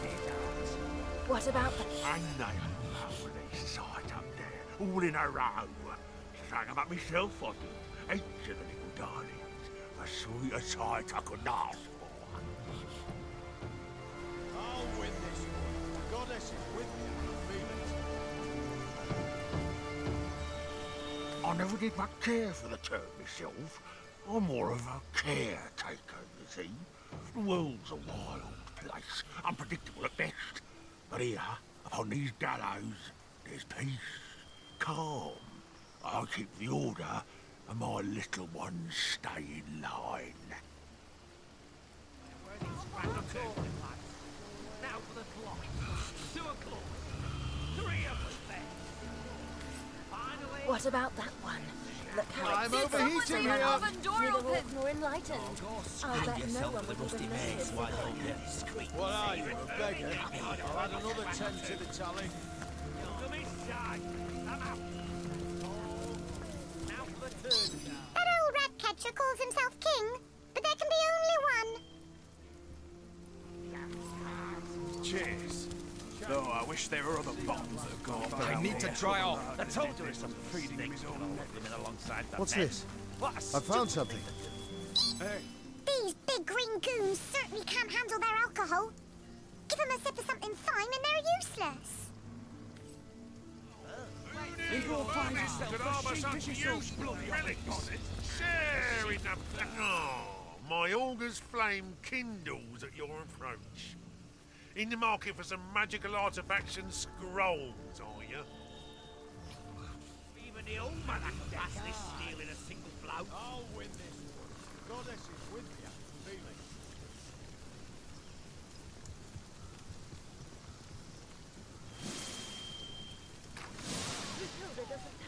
it. Even vermin leave behind a worthy scrap or two.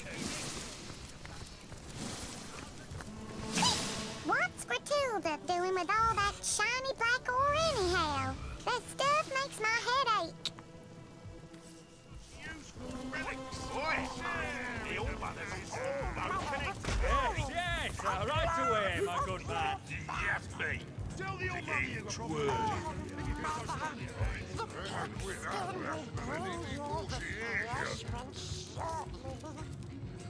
All the better.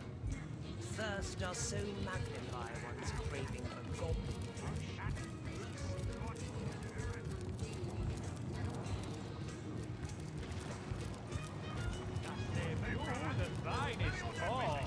This will is hardly better than swamp water. by the day. Well, Goodness. Is supper already upon us? I'd hope for something with considerably less gristle, but I suppose you'll do. Leader. A word that hardly suffices. I lead them as far as the head leads the body. They serve me and live in service to me. I am their all-mother, the beginning and end of their very lives. I am loved by them. I am craved by them. I choose from among them he who pleases me, and I destroy the rest. The orcs of this tribe are executors of my will, no more. Naturally, there are few finer pleasures than standing before the fruits of one's labor. A stack of gold, and goods to one side, and sopping sinews and bone to the other. Ah, divine.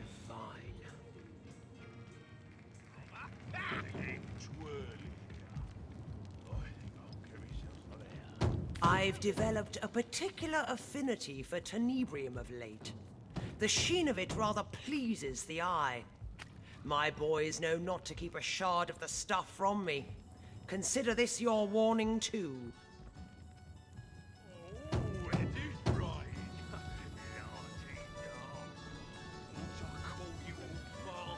Even vermin leave behind a worthy scrap or two.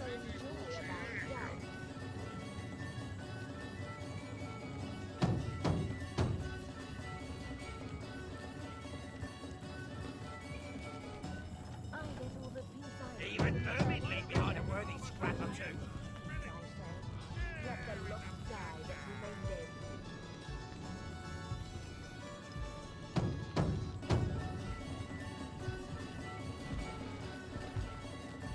Even vermin leave behind a worthy... Miserable, you say?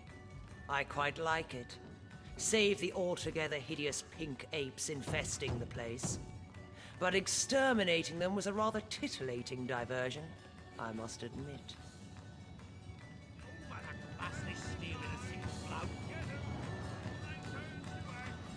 The townsfolk here were no different from those in the north.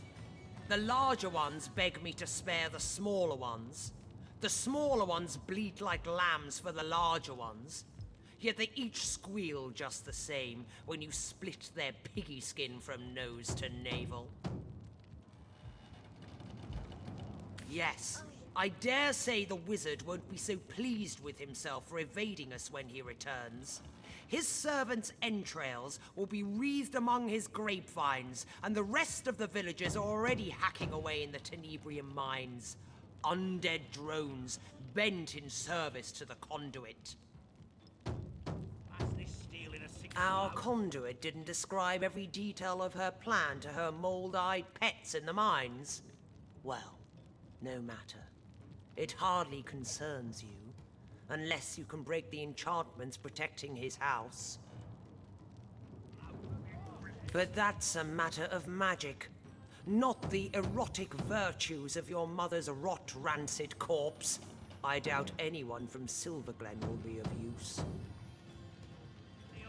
So it seems, but even the cleverest magician cannot conceal his tricks forever. The wizard may have fled, but he left a passel of servants behind.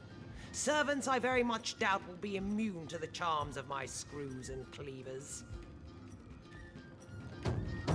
But how very obvious! Who better than a cow to bring a frightened calf back into the herd? Surely you and that bootlicker's sensibility of yours ought to have an insight or two into where a servant might seek sanctuary. Our rat catcher, regrettably, seems to be in need of some direction in the matter. To your health. What do you call that? I've had the pleasure of making his acquaintance. Careful. He was only just released from the hangman's cells. What was the case? Ah, yes. I believe he ordered his rats to chew out the tongues of every last infant within a Western Orcish tribe. An answer to some insult or other from the tribe's all-mother. Or so I heard. Even the old mother can pass this shield in a single blow. He's dangerous, yes, and quite mad. But I'd trust him with my own neck. There's not an orc in Riverland that would dream of crossing Rutilda, no matter how mad. Oh, my back!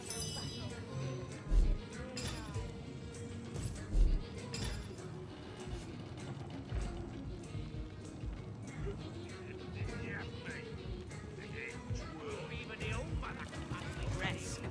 You've got to the count of one to kneel before me. You're looking rather fleshy, Rest. Can't you see? God, what my eye! Don't talk to the small bones, brother. It only makes eating them all the less pleasant later. Share in the plunder! I'd like to know a bit about my haggis.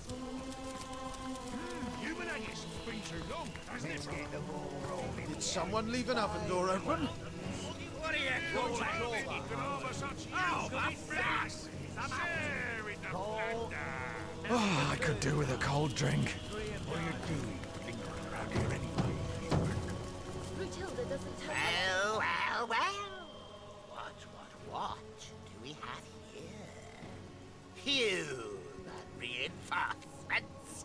no need for a supple young kitten like yourself here.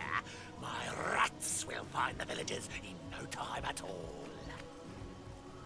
Do you pretend not to know me, child? Surely you stare into my left eye each time you admire the full moon. But play coy if you will. The All-Mother called me here to find a certain tiny herd of sheep missing from her flock. Ah, the wolfish shepherd woman, she. I am world-renowned for my ability to search and to find. Why, you might ask, feigning ignorance so that you might hear more of my lilting voice. Rats, kitten, rats are always the answer. There's no hole they won't find, no stench that can deter them. No, there is no hiding from a rat, and so there is no hiding from me. I raise them, train, and lead. I am their king, and my subjects will find those hidden villages in no time at all! Lost lands, yes, fleeing the slaughter. Naughty, naughty! I'll give them quite the spanking when my rats whisper to me where to find them. Yes, perhaps I'll get my fill of my own private punishments first and foremost.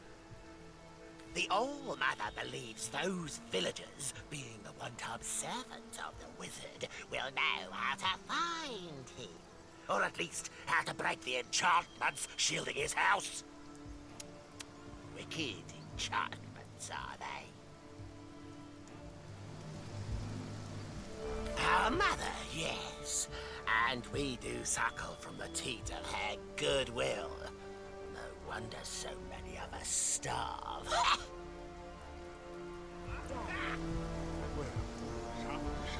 An iron fist in an iron glove is our Gratilda. She doesn't tolerate failure any more than I tolerate a spring nymph stealing glimpses of me during bath time. No, Shira, I say, you'll get your fill at the God's Day Festival. What? Do I look like his secretary? And even if I were, with my head in a tight little bun and my quill at the ready, the All-Mother doesn't share her every concern with me, you know. No, those she whispers to her pillow at eventide, when only the feathers can hear her.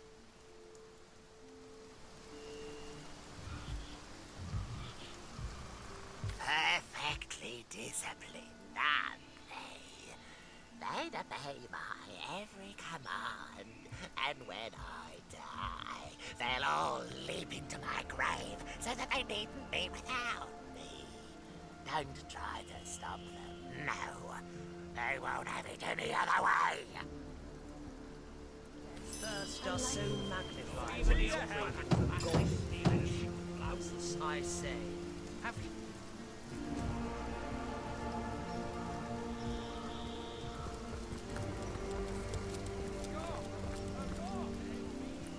Are you in the market for some brief?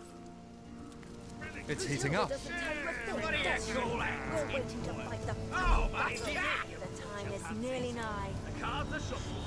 Now, place your bets. Seven's my lucky number, so 7 it is. Back to me. I'm gonna call it. You look like a Now discreet come one. for one more. 2 Come here, why don't you? 3 of spades. Fine, right? Let's keep it going. I'm drenched! Going to call that hand. To me side.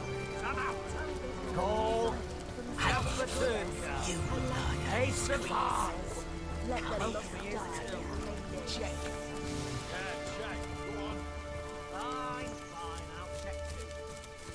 Sodden all the way to my boot soles. 6 of clubs. I'm overheating here. Hey, you'll not get a peek at these prisoners without Jarl's permission. What's going on in there ain't for the faint of heart anyway. What are you up to, sneaking around here? Got a soft spot for those damned to the rack, do you? Well, unless you've orders from Jarl himself, scram! Or you'll be next in line.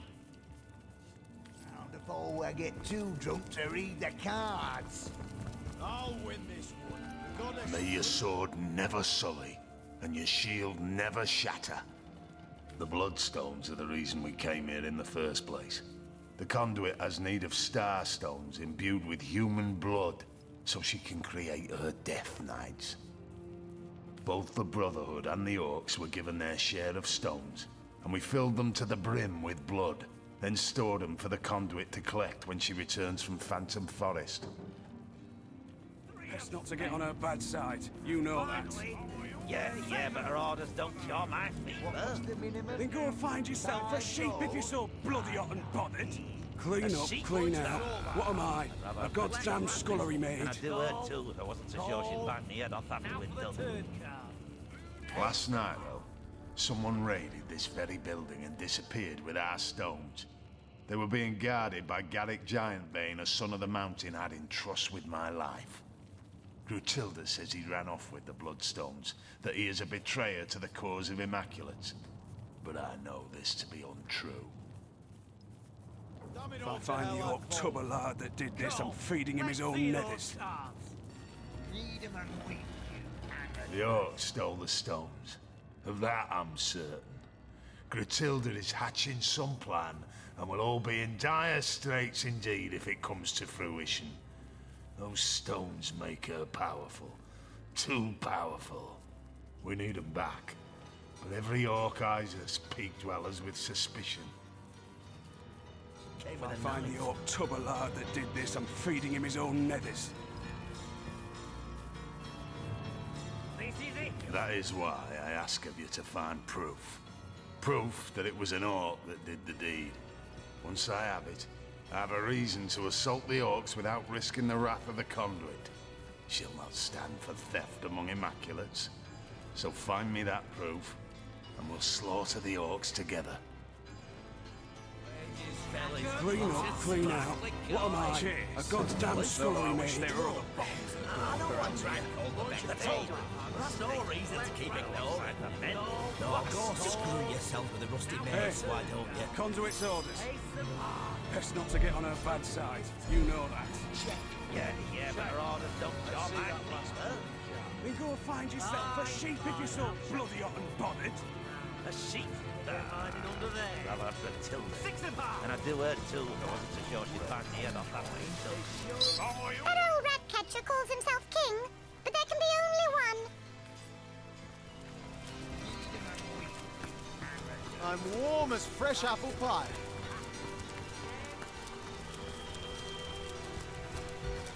I've spotted something interesting. I need prefer to dry drown off. my sorrows with ale.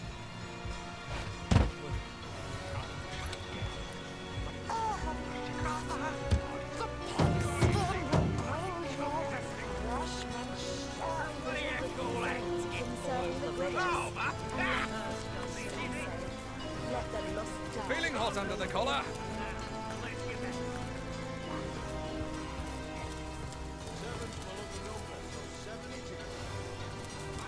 What a deluge!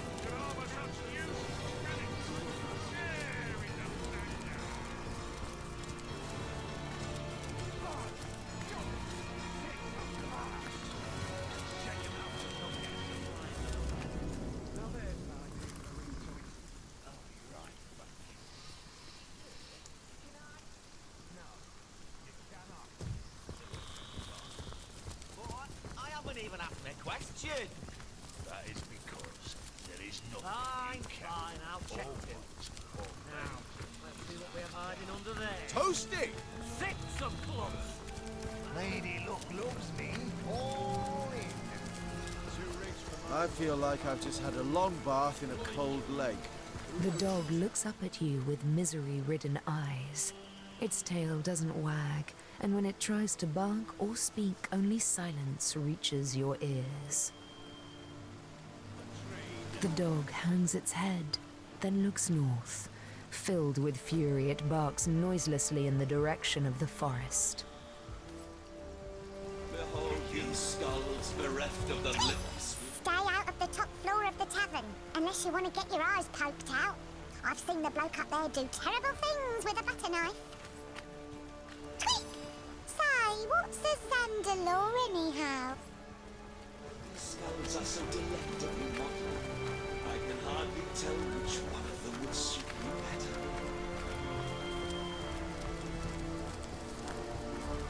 What a deluge! Ah, it never rains, but it pours, eh?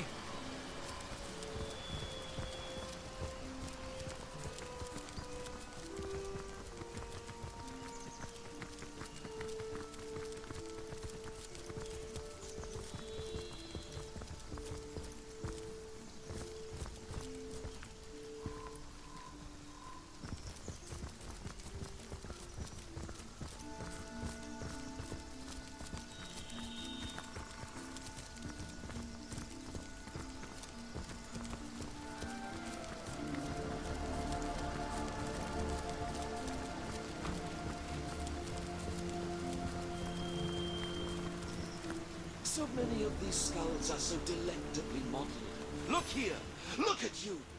How I admire one whose head is lodged so firmly upon their shoulders, like a spire that rests upon the breadth of its foundations, one and indivisible. You? Not I, alas. I fare not so. For I may replace my battered cranium as jauntily as a wizard may his hat. Just consider some of these examples here before me. How I admire this one's kingly brow, that one's exquisite jaw, yonder one's deep-set sockets that held a warrior's eyes. Why make a permanent choice? Why not cater to the occasion as called for? I would, but for the question, where does the soul reside? And so I ask, where are you, O ephemeral soul? If in a tooth you may be pulled, if in an arm you may be broken, where are you, O delicate monstrosity? As have we all. Townsfolk would sit on these benches and talk about their day. Children would sprinkle water at one another and snigger. Now their mouths neither talk nor snigger any longer. And all that is sprinkled about is blood. Days pass me by no longer, only the dreams of what was, but can never be again. Surely you jest when you question this question's importance. Say I opt for that there fair-featured sovereign of a skull. What happens if another soul lies therein sequestered? If I play the part of the aforementioned wizard, and swap its rugged lineaments for the feeble ones that are my own, who I? Yes, who is I then? Were I sure that the soul houses within the chest, within one's little toe for all I care, I would fret not so. But the certainty I long for remains as impossible to find as one specific raindrop in the rain. You, oh, I beg of you, have you not the answer?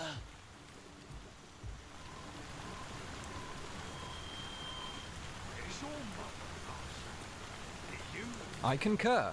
Pick a new skull if you want one. It's not going to change who you are in the least. But of course, why was I so blind?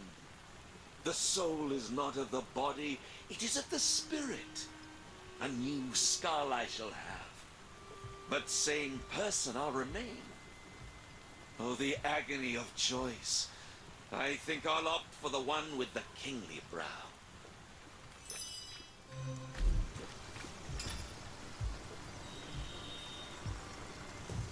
What? Where in the blazes? The last I knew was an orc coming at me with an axe. My kingdom for a dry shirt! Is it against orcish custom to take a dip in the river now and again? You smell like a wounded hog. It's no surprise a dainty thing like you can't handle a bit of must. Baking like a cake. Darling. They think we're rose-horns, shall I? What do you mean by? Alone again, Alfie. So Are you daft? If you keep that up way through, it'll be the noose for me and the rack for you. Is that what you want? keep what up exactly? Don's probably lost the footing up his own arse. Even on mortal smell the noose in this place. Yes, your mother.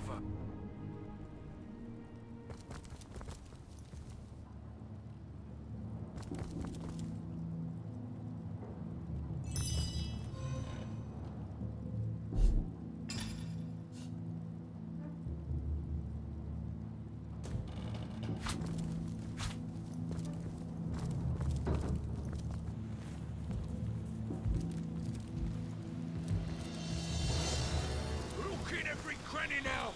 Your mother won't like to hear a human's been feeding. I feel like I've just had a long bath in a cold lake. I wouldn't touch anything of yours with a 10-hand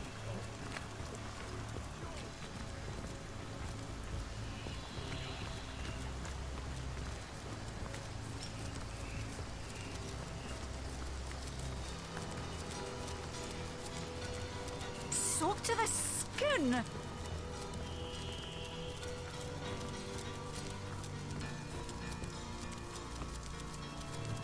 I'd never have judged a few grimy ground dwellers, and lost ones at that, to be worth all this fuss. Chief knows what he knows. He says, find the cellar, so that's what we do. Well, for all he knows, they could be knee-deep in forest muck miles away from here. The forest? So that settles it. You really are big a buffoon as you look. No one gets into the all the tent way in to my forest, foot brother. soles. No one. And the conduits, she says she's there to speak.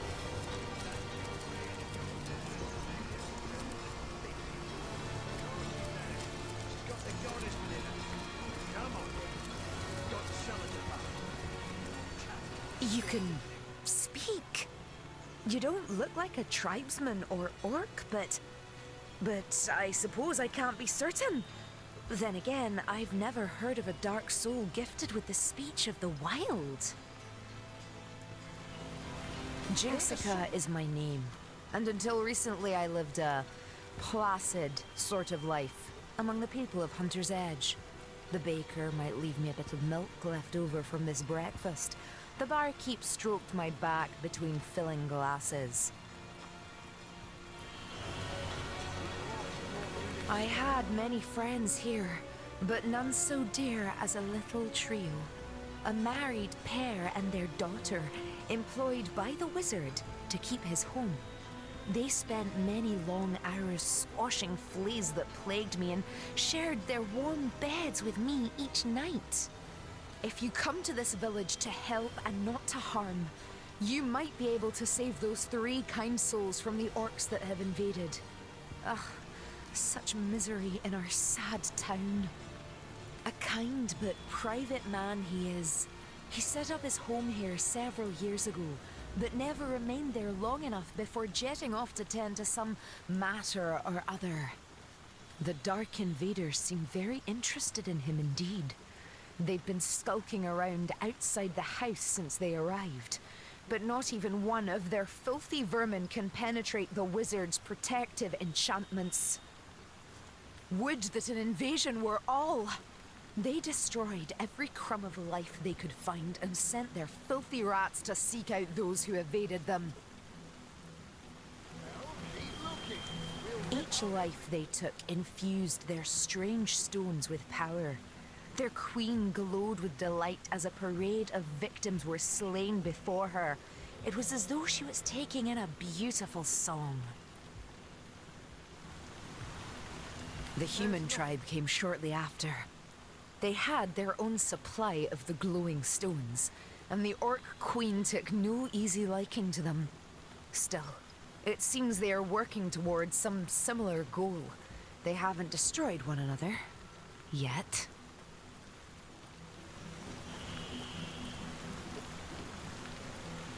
They've survived this carnage so far by concealing themselves most cleverly. I've done my best to guard their hiding place from the slime-bellied rats attempting to sniff them out. But I fear my efforts aren't enough. Until the village has been rid of vermin, those 3 sweet souls may be found at any time. Savages by savages employed. The orcs have one among them, the rat catcher they call him, who claims to have trained rats to do his bidding. They've swarmed the place in search of hidden villagers, and unless every last one of them is split from tail to snout, they're sure to find my friends. But you're not like the brutes inside those walls. No, you approached me with hand, not boot, outstretched. Perhaps you could help me. With these rats running about, it's only a matter of time before my friends are caught. They must be squashed, every last one of them. I've done my best so far, but there are simply too many for one set of claws to handle. With your help, though, with your help, it could be done. The rats gone, my friends safe. Is this one of them fancy scribble pages? Never did trust them myself.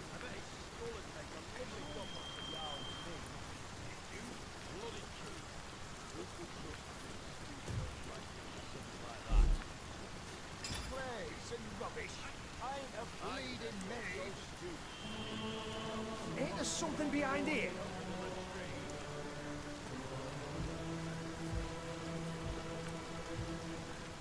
Hey, you already checked these boards? Any sign of them? Down here. No, it's that secret cell, right? You would have thought flatlands would be left. Well, keep looking. We'll rip out every board if need be. Keep sorting.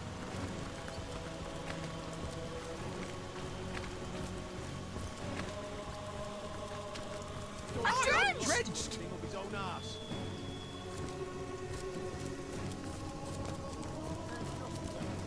Go on then, Rogskin. Gorag doesn't look so fearsome without his second horn. And to think, it was a human who managed to snap it clean off.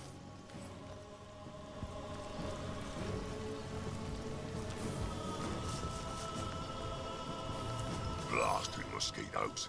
Never a moment's peace with these filthy vermin buzzing in me. Oh, brother, I've crossed me pests. 'Tweren't a tiny winged bloodsucker whining at me, but a tiny-footed one.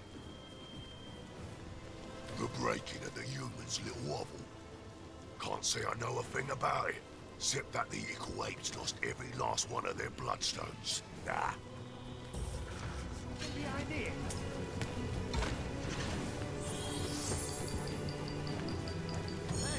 So, you want to hear all about it, would ya? About the funny noises Garrett made when I squeezed the life out of him. About how I threw his body down a hidden hatch guarded by the fiercest orc warriors in the land.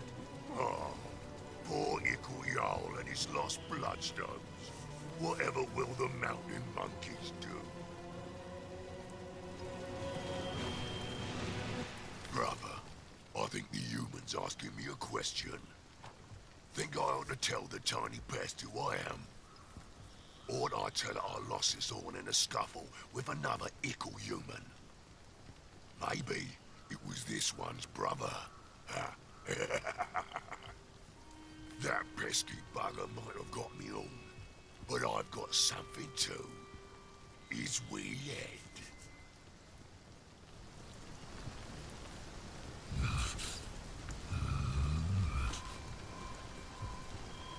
Garrett made some funny noises when I squeezed the life out of him. Well, I threw his body where not you or anyone else will find it. An old grate guarded by plenty of me brothers. Good luck finding a scrap of evidence, small bones.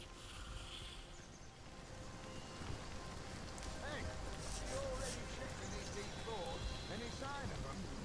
Down here. No, it's that secret cell, right? You would have thought flatlands would be left. Well, keep looking. We'll rip out every board if need be. Keep sorting. Human,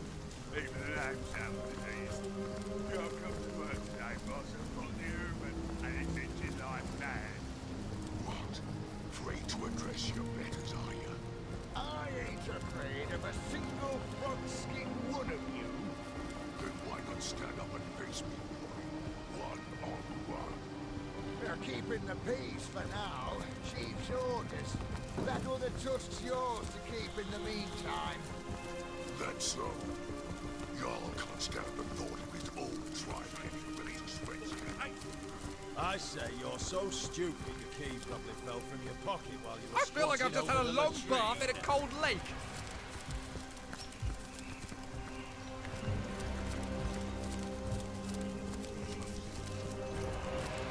It's all plagues and rubbish. I am a bleeding man.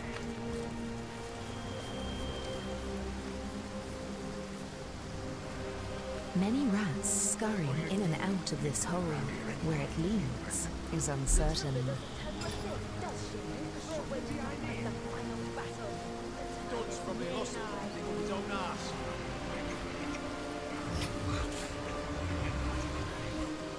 Thought you said it was me who bumped.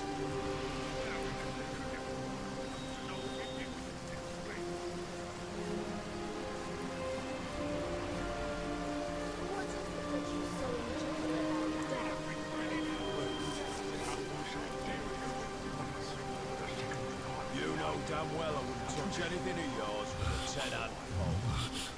I get all the peace I need from serving the goddess. I like the peace, I say. Let the lost die that we may live.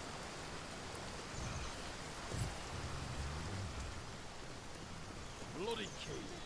Who could trust a big stupid oaf like you with something like that?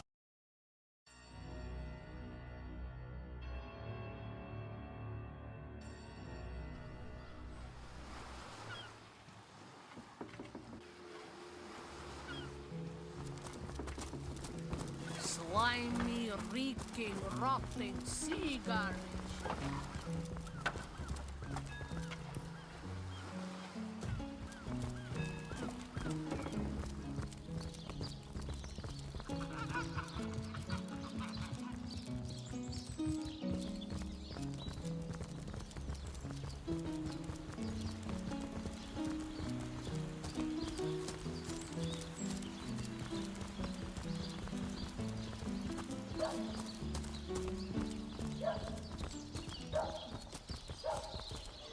That thief is free for now, but I wonder how long it'll be until... I'm straight. I'm true. You're the source hunter, aren't you? They say you can talk to animals, but I for one won't be falling for such... Don't scuttle away before you've tried some of the ocean's... cheese, tomatoes. Praise be that Ahu the wizard built those newfangled weapons of his, so I see all the...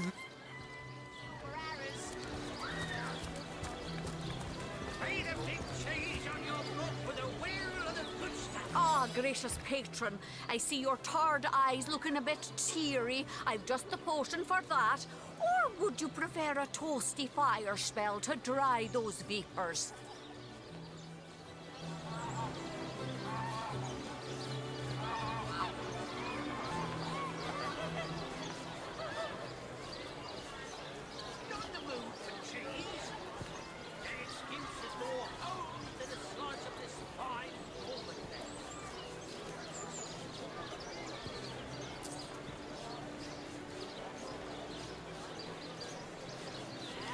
Let us see if you can choose the finest green.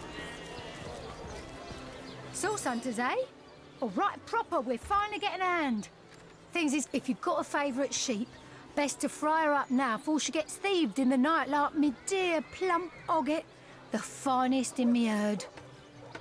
That louse! Did he even bother grilling a single luscious chop? I bet he wasted every last morsel. Captain Aureus will have a thing or two to say about this.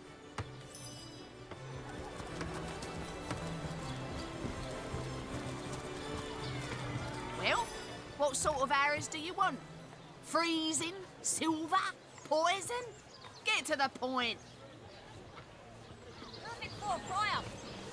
A quiet day on the market, it seems. Pay the big cheese on your brought with a whale of the good stuff. Fresh haddock. Perfect for a fry-up.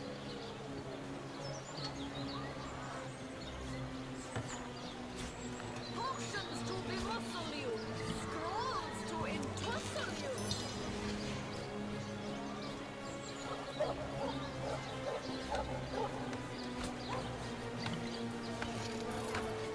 Not the mood for cheese. Their excuse is more holes than the size of this fine almond bag. Quiet day on the market, it seems.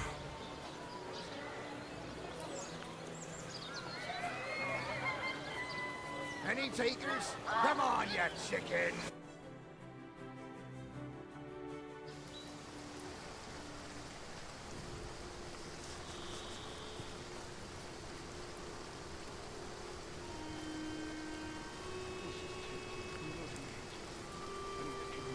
Right, new round, girl. 2 cars for everyone. Check. Seven's my lucky number, so 7 it is.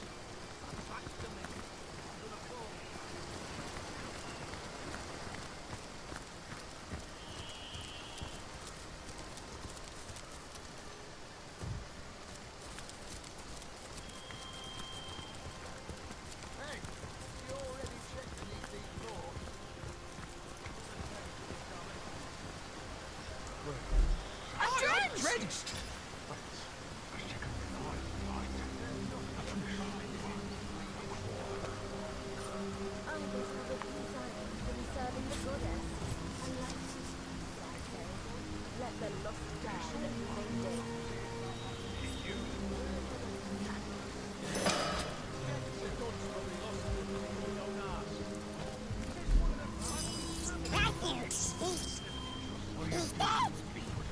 You dare assault my soldiers, human?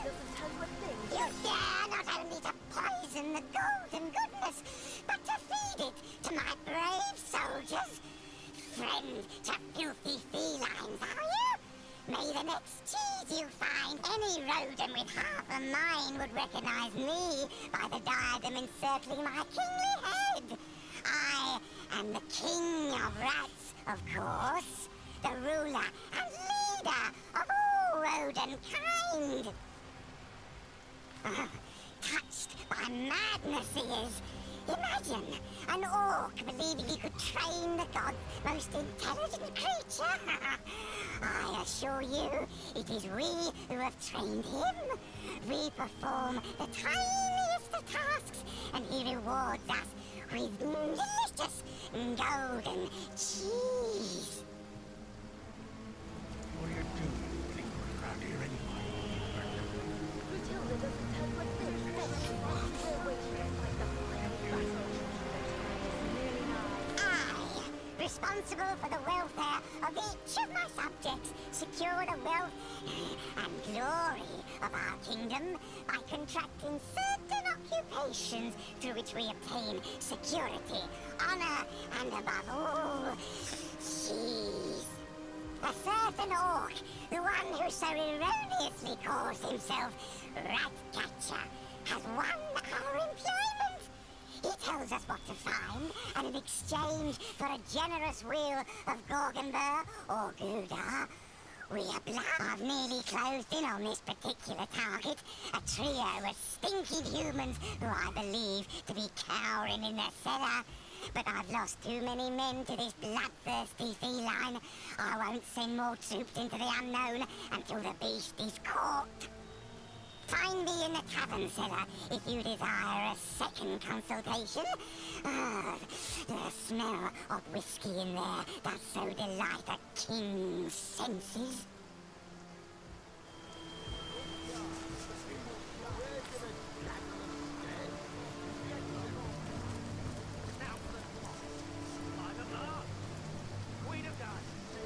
What is it that you so enjoy about death? Well, some say death, but it's a second life, I think.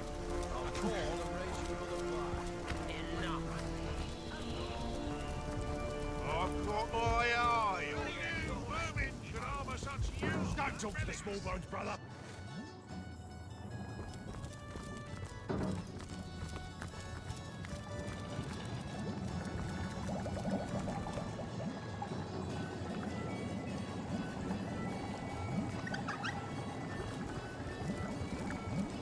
Heard any good tales, my friend?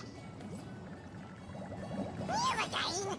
Unless you've come to tell me you've turned a cat's guts into fiddles.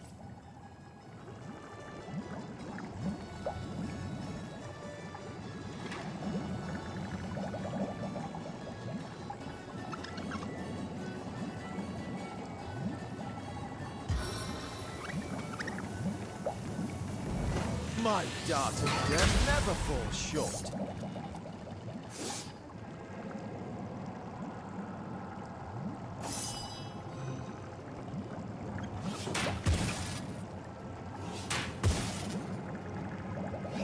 Who's laughing now?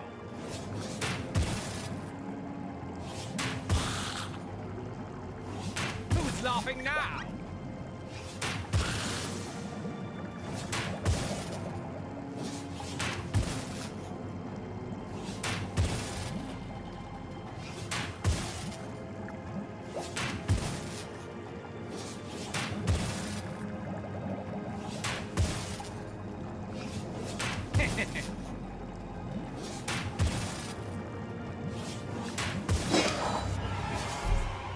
The rodent monarchy has fallen. That ought to solve the rat infestation. And offer those villagers a bit of respite from the hunt. But I doubt the rat catching will take the news very well.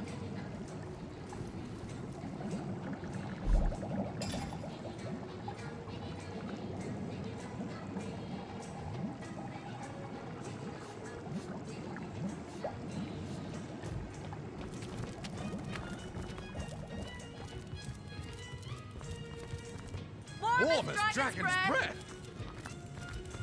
I'd prefer to drown my sorrows with ale. Don't talk to the small bones, brother. It only makes eating them all the less pleasant later. Even permanently behind a worthy could harbour such use. I'm overheating here! Human haggis. Been too long, hasn't it, brother?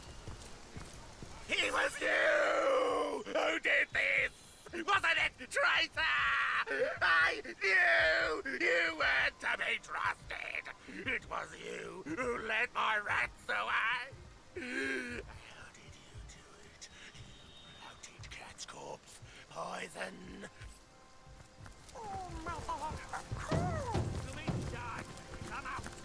Call. I'm overheating here.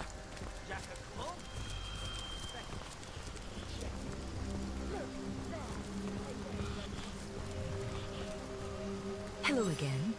Do you bring good news?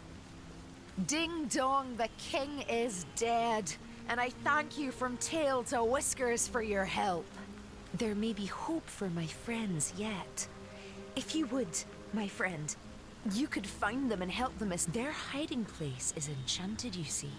Crafted by the wizard himself to hide those he held dear. They've concealed themselves in a cellar outside their home, the hatch of which you'll find beneath a great black boulder. Once you've destroyed the boulder, search in the beehives behind the wizard's house for the key.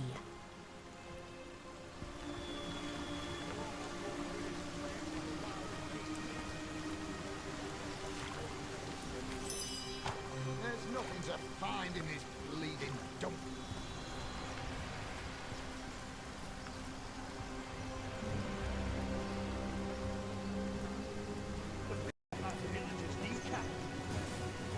Where could a gaggle of scared peasants get to? Is this one of them fancy scribble pages? Never did trust them myself.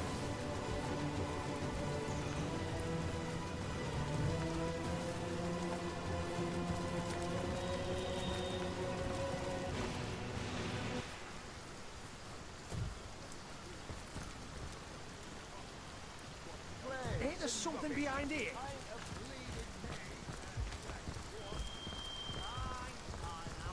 Ah, I'm dripping. We're hiding under there. For a club. Potent heat. Yes. Why? Oh, I wish there were other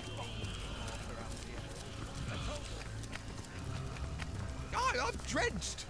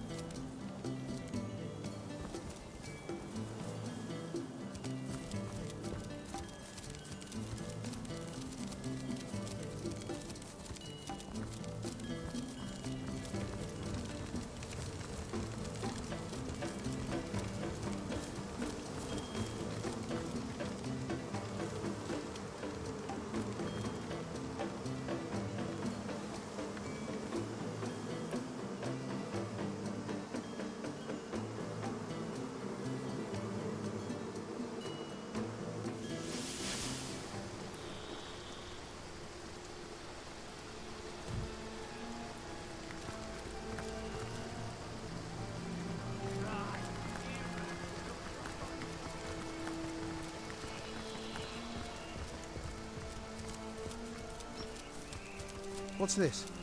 I found this boulder looks strange. Unreal, even.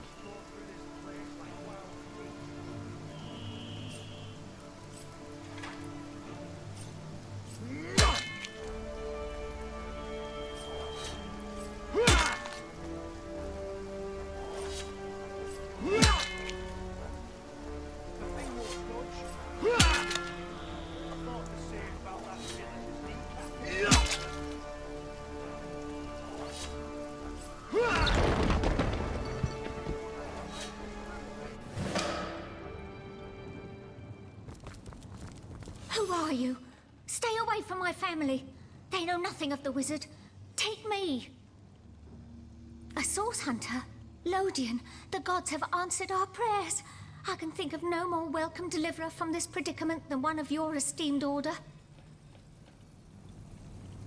Seven bless us, and you too. Aye, we three laboured under Zandalor's employ. He was right decent to us, and it's thanks to him we managed to escape the brutes upstairs. Zandalor prepared this hidden place long ago. It's almost as though he knew, somehow, that this day would come. Or perhaps he knew only that the forces of evil would always pursue those of goodness and light. Many years ago, he told us that if ever we found ourselves in danger, we should flee to this cellar. Shut fast its door, he said, and mark the jam with a chalk pentangle. This will call forth the magic I have assigned for your protection. It seems our friend was true to his word. Zandalor is a brilliant man, even among wizards. Why he chose to settle in this sleepy little town, I can't say. But then again, he never did remain for long. Always dashing off to attend to some matter or other, our wizard. We cared for his home while he was away and attended to him when he was in. We were quite fond of him, and I do believe he was rather fond of us too. It seems that when we triggered this cellar's defenses, he knew straight away. Within a minute or so, a strange orb of light appeared before us. It grew sharper and sharper about the edges. I held out my hands to grasp it, and it fell, heavy as a pearl, in my hands. From the orb came Zandalor's voice, clear and strong, as though he were standing just before me. His voice was hurried, strained in a way I'd never heard before. Something unthinkable, that he was traveling through the Phantom Forest, that heart of horrors, and into the ancient Source Temple that rests within its cursed depths. He told us to wait for the White Witch, asked us to deliver a message, something important by the sound of it. We wrote it down, word for word, and will pass it along whenever it is she comes. I know little more than its name implies, but if a temple of Source does indeed rest within that blighted forest, a greater evil I cannot imagine. Many is the year since ghoul or beast has ventured out of the defiled sanctuary of those woods, yet still we of the village dare not enter. Legend says that to set a single foot into the Phantom Forest is to invite death's grasp. It's a legend none wish to test. As you may know, this town was founded as the last bulwark against the Source monstrosities that reside within that terrible place. After the fall of Brachus Rex, the defeated darkness retreated to those woods, And haunted they have remained ever since. That ring! Hikara's blessing! Zandalore has the same. I'd recognize it anywhere. So the White Witch sent you, did she? I should have known she'd not sit idly by while the world turned topsy-turvy. Zandalore's message is as such.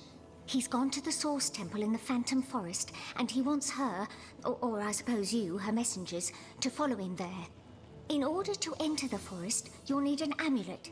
He stored it in a small chest near his personal waypoint.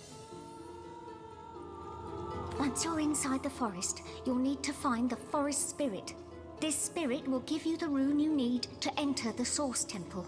But first things first, if you want to get inside Zandalore's house, you'll need to use the portal in this very room. I've the crystal you need in order to activate it. Still, entering the house will be the least of your worries. Zandalore himself has called forth every manner of protection to discourage would-be intruders, and you will have to defeat them all in order to reach the bedroom. Now, the last thing he said doesn't make much sense to an outsider. Perhaps you or the witch will manage to make better sense of it. He said, and I quote, "She is coming. I only hope I can reach the temple first. If she finds the portal..." He didn't finish after that. "Before you go, perhaps we might impose on you, well, a favor, you see. Source Hunter, we need a way out of this place. It's only a matter of time before the savages upstairs find us, and trying to leave through the village is as good as suicide.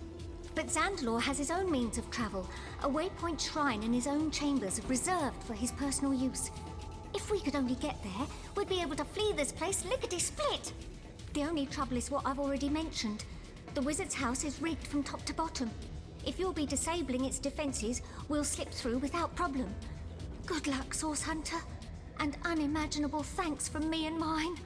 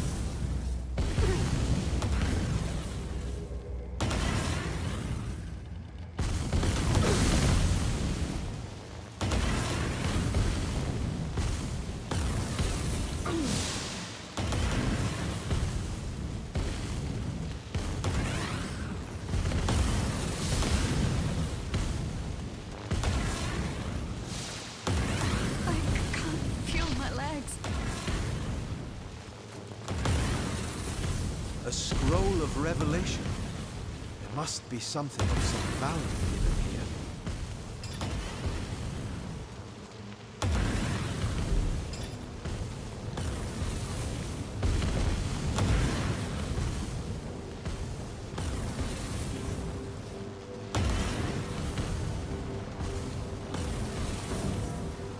I feel like I've been set in stone. It doesn't seem to work here.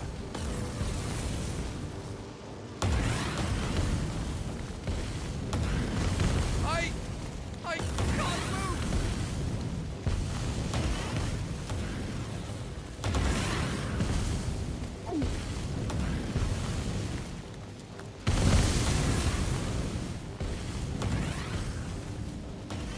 I've been struck by lightning!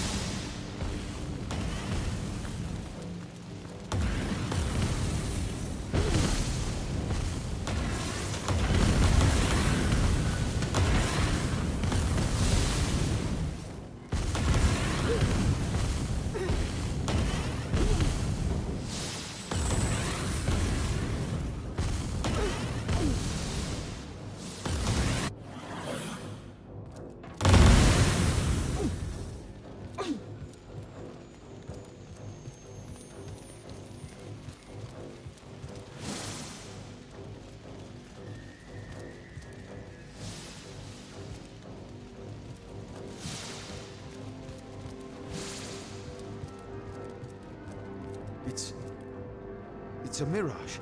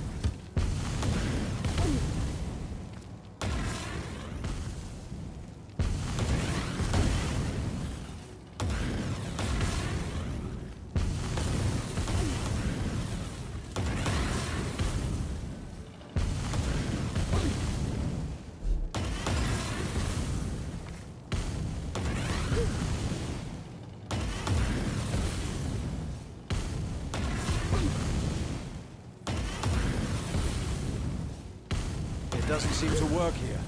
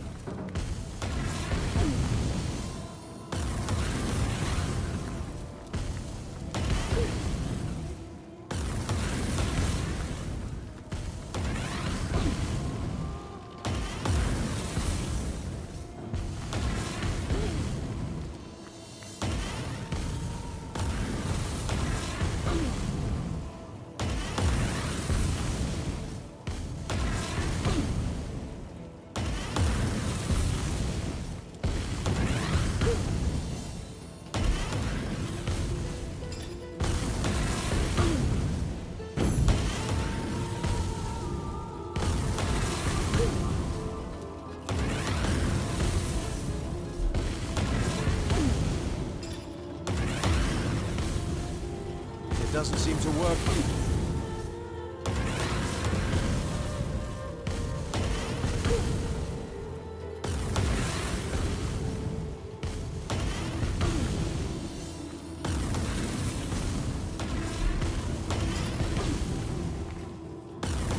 It doesn't seem to work here.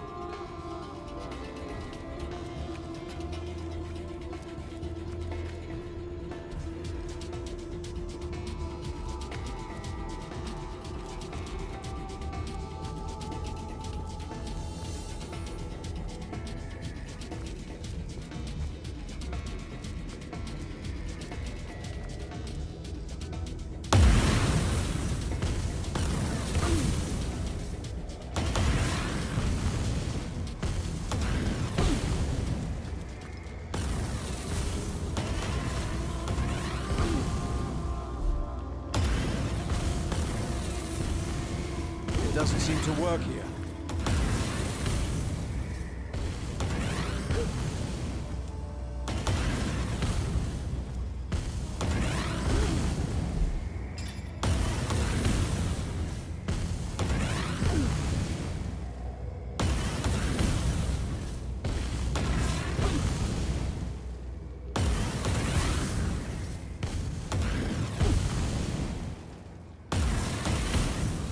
It doesn't seem to work here.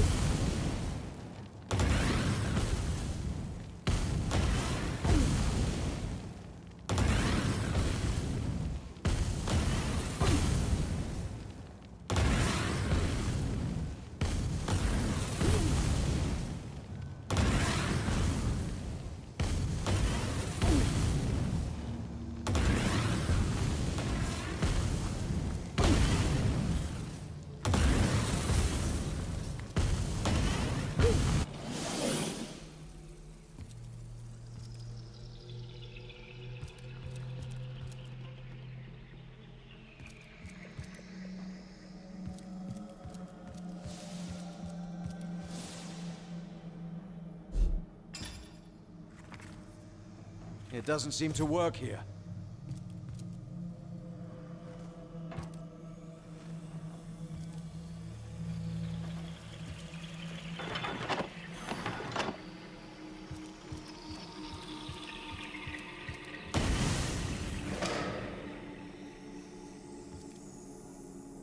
With the house's defenses shut down, the family should be able to get through here without a hitch.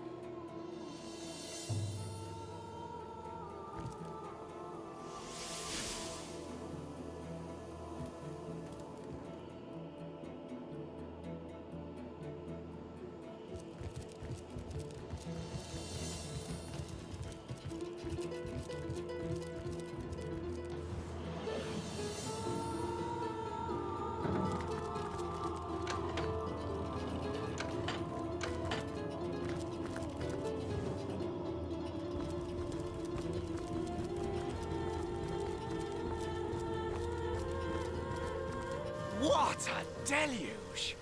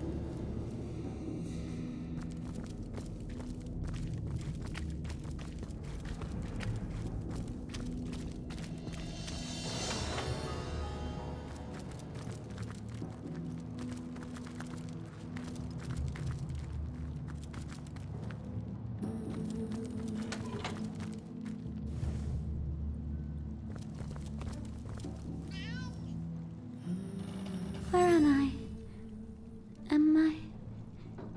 Is this real? I feel as though I've been living in a dream. I was bathing myself, as I've done a million times over, when suddenly a curious sensation came over me, as if my mind were no longer mine. I saw, but I did not see. I was as one possessed.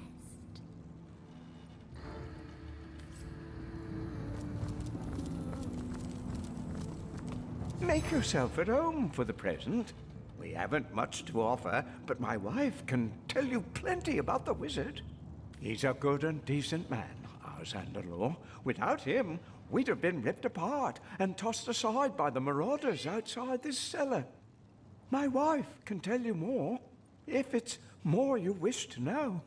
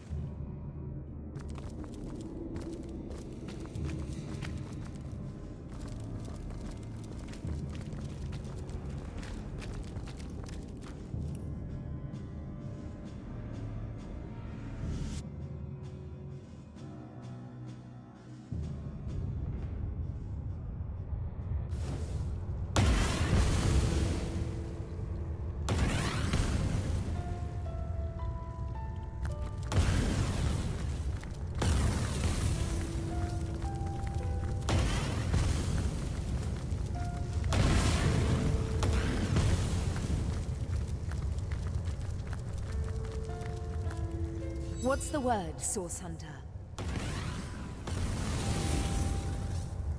I cannot condone the terrible things she's done, but I can seek to understand them. With our soul forged in such tatters, I believe Leandra is adrift in the not at all inconsiderable sorrows of our lives. What's more, I sense a terrible force bearing down upon the bond between us. It is hungry, and it consumes ever more of Leandra's mind and soul. I cannot say exactly what this force might be, but I'm certain it's both driving me out and driving Leandra on. If I could only repair the forge, I'm certain she'd put a stop to this madness. Continue your search. You are so close to the end of your journey. You cannot falter now.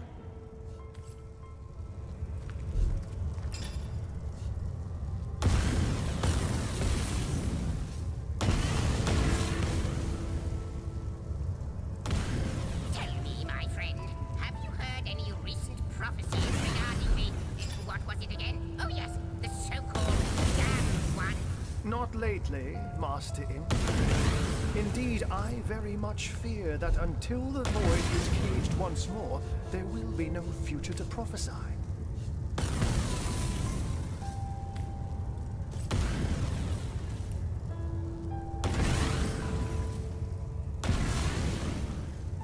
So this tapestry represents all of time.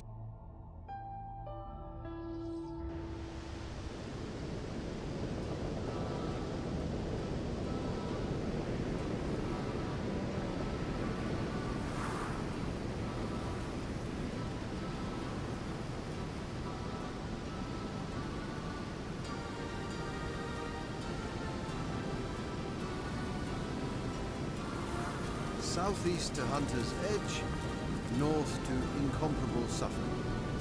Well then, southeast it is. For now, at least.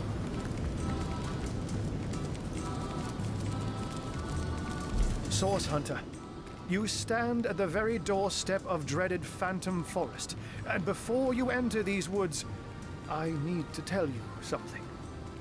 Something about me and Cassandra. The first thing you should know, my friend, is that I am not a human. I am in fact a true cat. At least, such was my start in life. I will tell you all, and all begins with Cassandra. Her tale is not a happy one.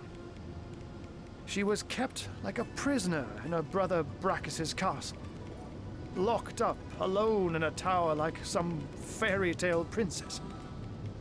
One day, though, I came along. A young little tomcat that climbed up the branches of a tree, reaching her window.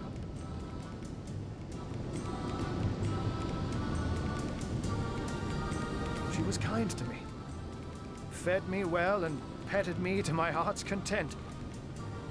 But her loneliness drove her to do more.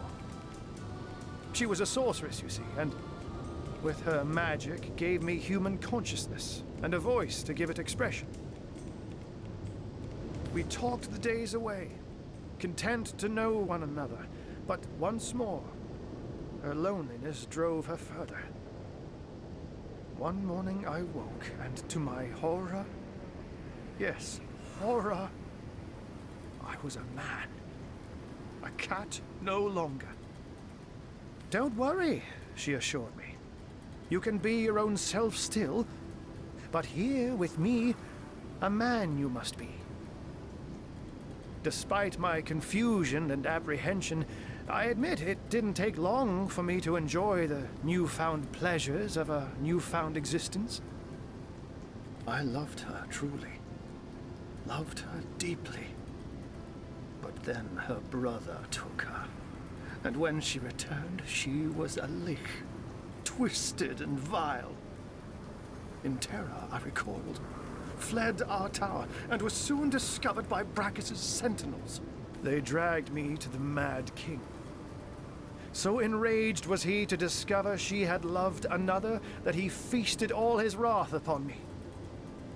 All that is sweet and good in life ceased for many long years. Yet, despite it all, I loved Cassandra still, remembering the woman that was. So when the Source Hunters came, I wasn't simply liberated like I told you. No. I searched for Cassandra and, knowing she'd be executed on the spot, helped her make her escape. Hunter. I helped a sorceress lich escape. And that is the very reason I'm divulging all this. To warn you that she is here.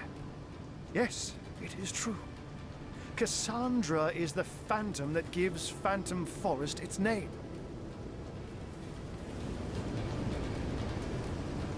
I fear that will indeed be inevitable. This is her forest now. She its queen.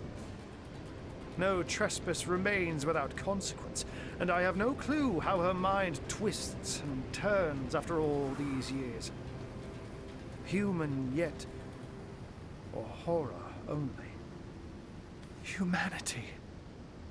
Oh, how I hope, imperfect though it may be, that a glimpse of humanity may still lie buried beneath the lich Cassandra is today. Be that as it may, stand warned that she possesses phenomenal powers, and that she is impervious to the sting of sword or sorcery. I haven't laid eyes on Cassandra in many ages, Hunter, and I fear for what you may find. Fear for what I may find.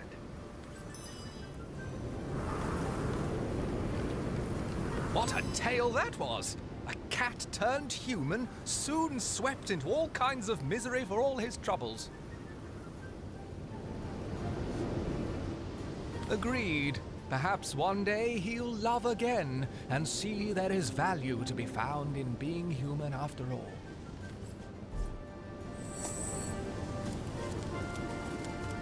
Zandalor's amulet is protecting me. The spectral taint has no effect.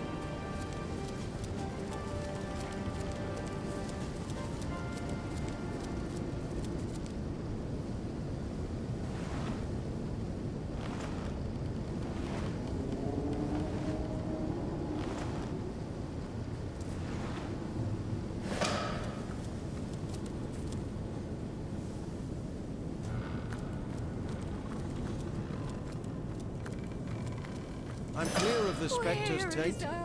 It seems only the area directly around the bridge is haunted. Cassandra, our mother, our queen, our killer, our corpse. I am her prey. am her subject. I am her soul. The temple is not all it seems. Lower the bridge. Find her bones. Our spirit, where has she fled?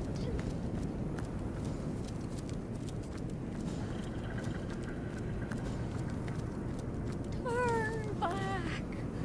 Turn back while you can.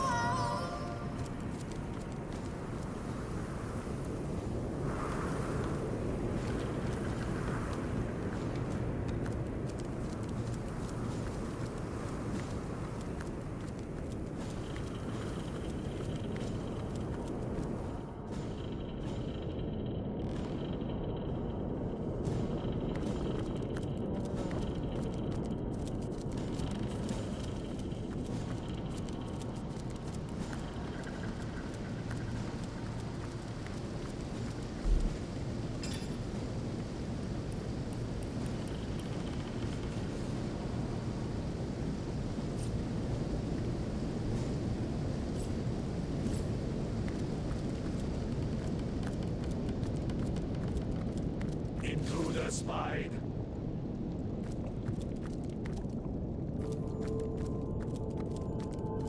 Intruder spied.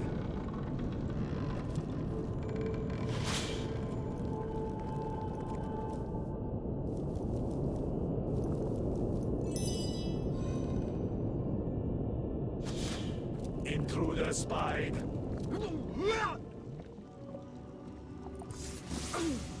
Chaos grips my hands today.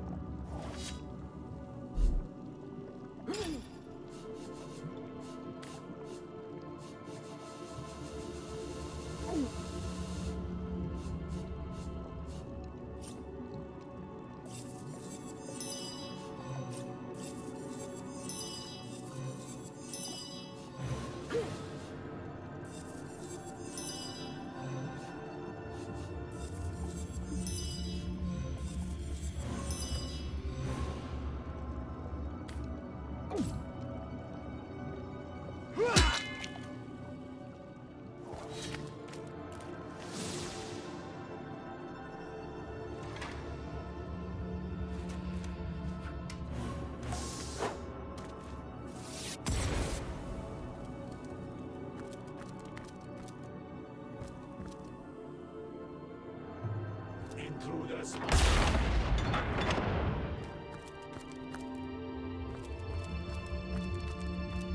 I cannot endure this fiery. What's this? I found something.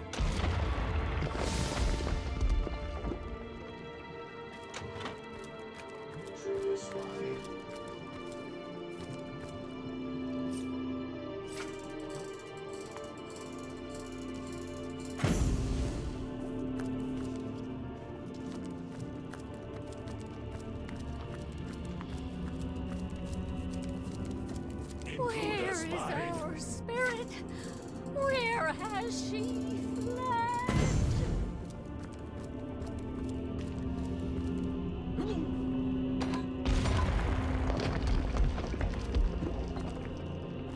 Intruder spied. Intruder spied.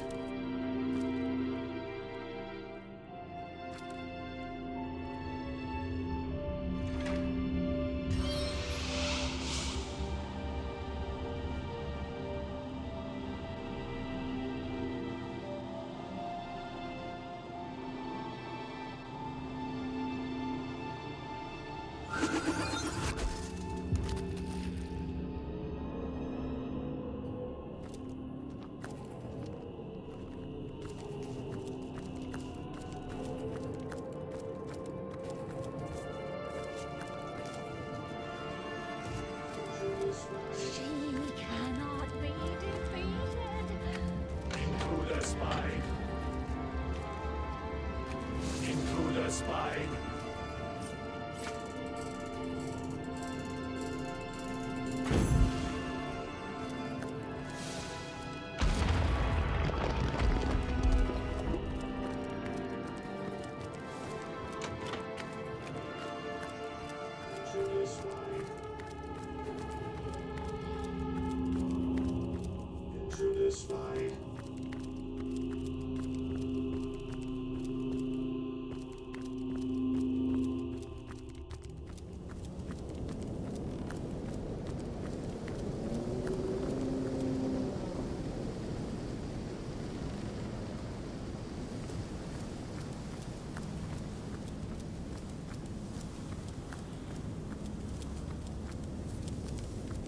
The tree swallowed her whole.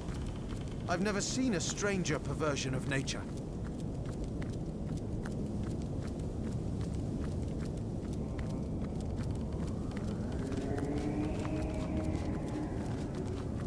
The shadows, intruder, usurper, will punish you.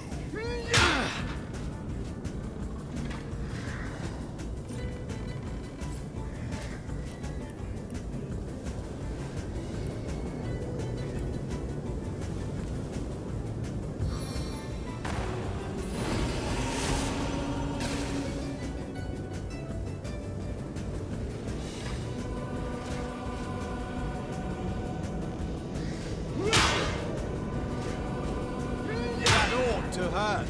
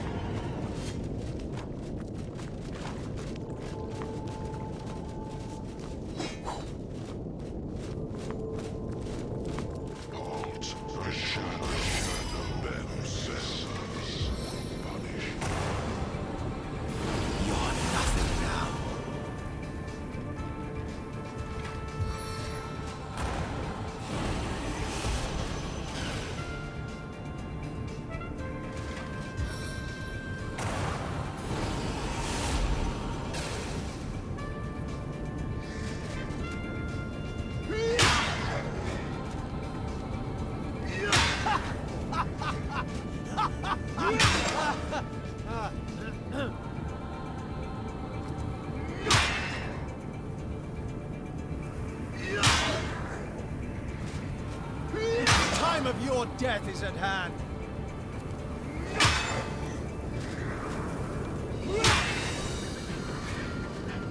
This is the end for you!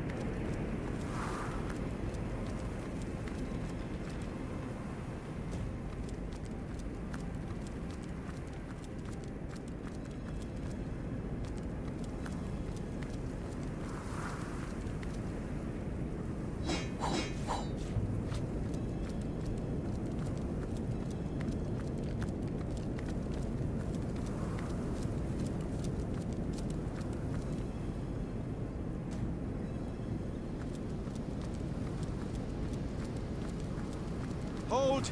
Our enemies have laid a trap. Careful, I've spotted a trap.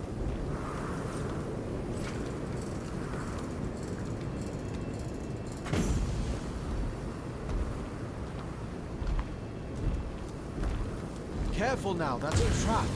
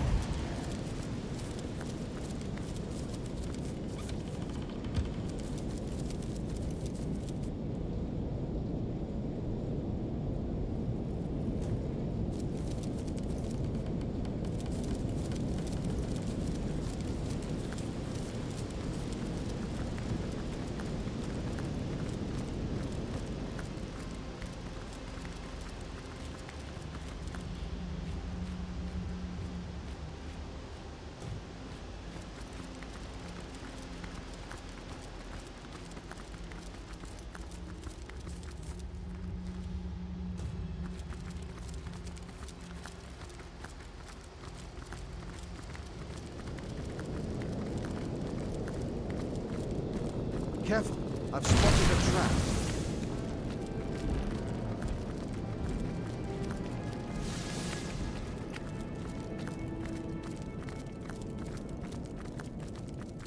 Hold! Our enemies have laid a trap.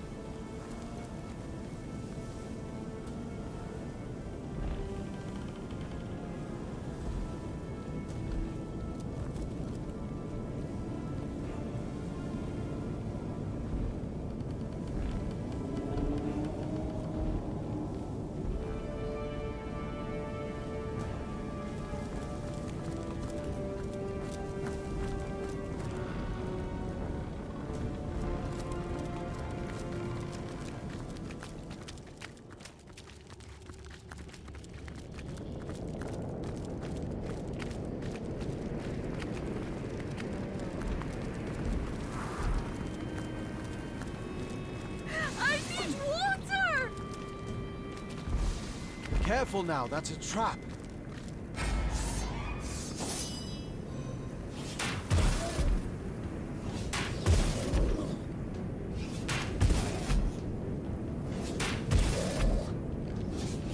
Who's laughing now?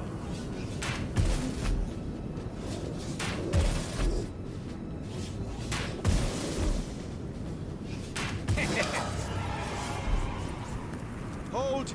Our enemies have laid a trap.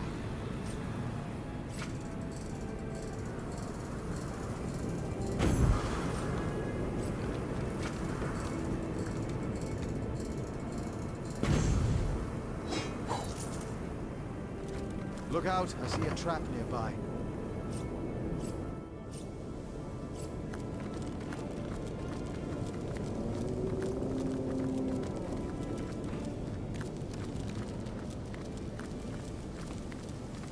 Look out, I see a trap nearby.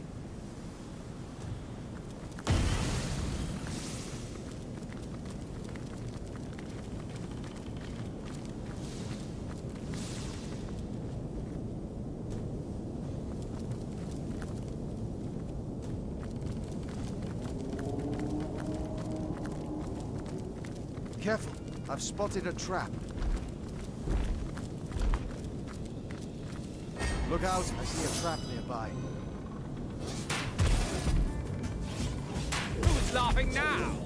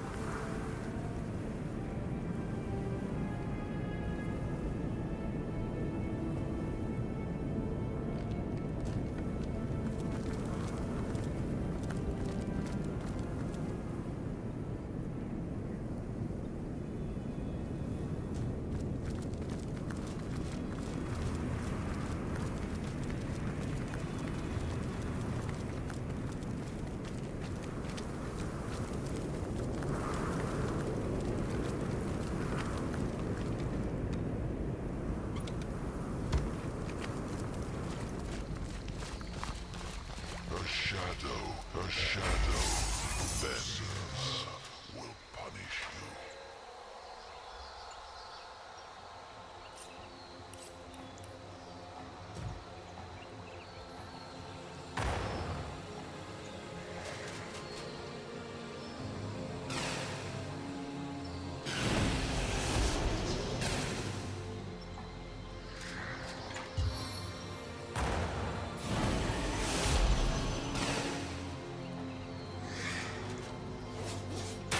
can smell your fear.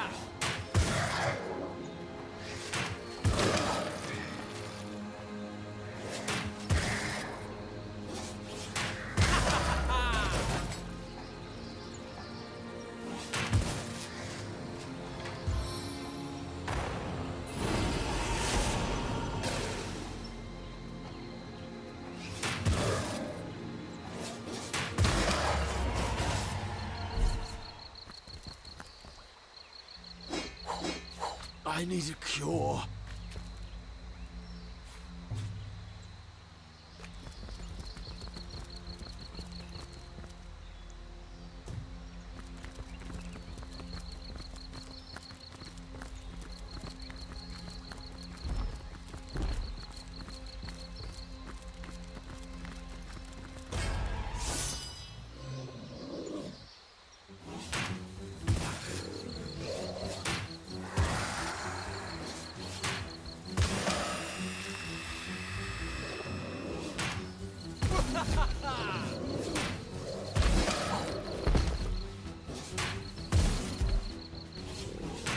That ought to hurt.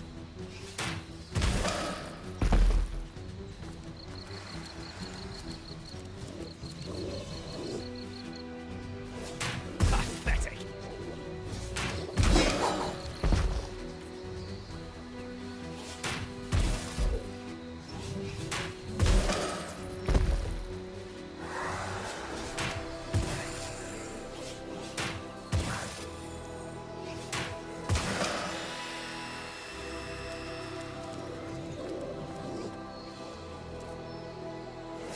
Pathetic.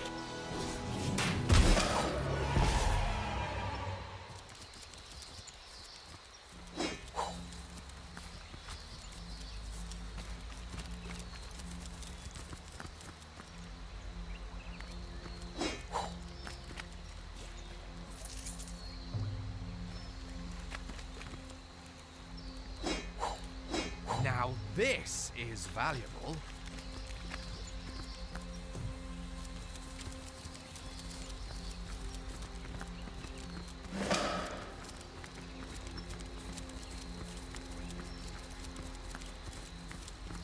You. Who are you? How you shine. How you glow with the essence of the divine. Perhaps you can help us. This forest is more haunted than ever before. Within this very swamp, a demon feeds upon the innocent. He's taken up residence in the hut by the sea.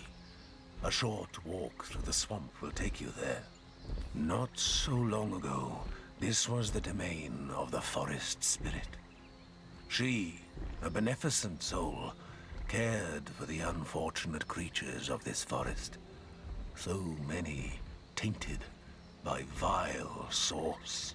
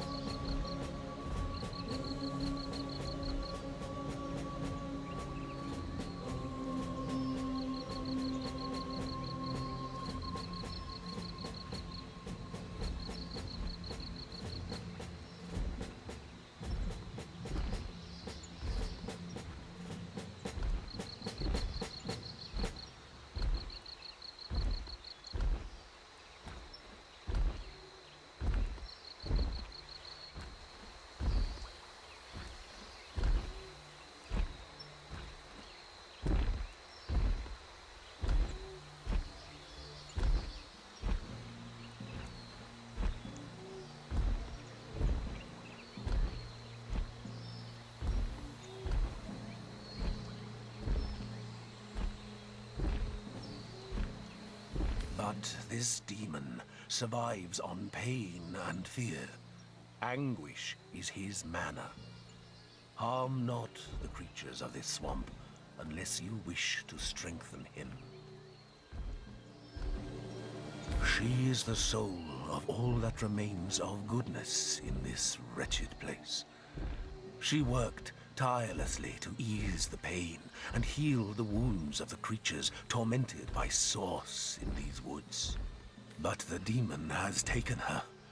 Her creatures cry out, but where once they found the gentle hand of nature, now they find only the demon's gaping jaws.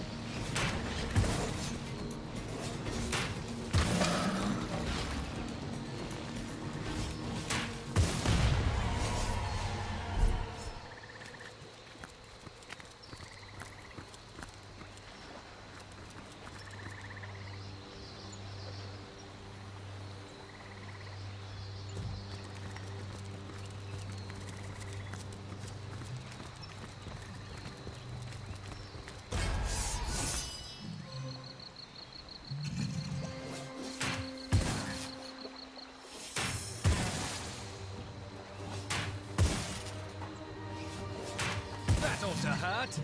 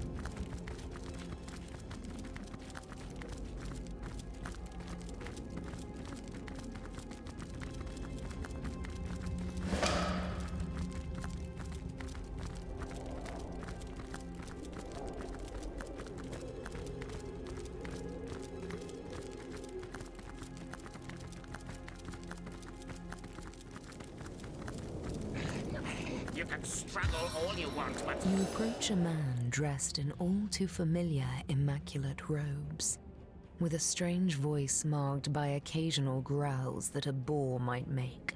He is about to cast a spell on a terrified bunny, which he is gripping tightly in his worn and claw-like hands. Your approach startles him, however, causing him to relax his hold. Feeling the pressing fingers slipping from its little body, the bunny manages to break free and quickly disappears into the nearby rabbit hole. The Immaculate eyes you hatefully and yells. Curse you! I've got a few words left in this barren throat of mine, and it took me the damnedest time to get my paws on that long-eared good-for-naught. Elaborate on what? That I have no voice unless I take one, eh? That I am mute unless I make other voices mine? Mine for an infuriatingly short time?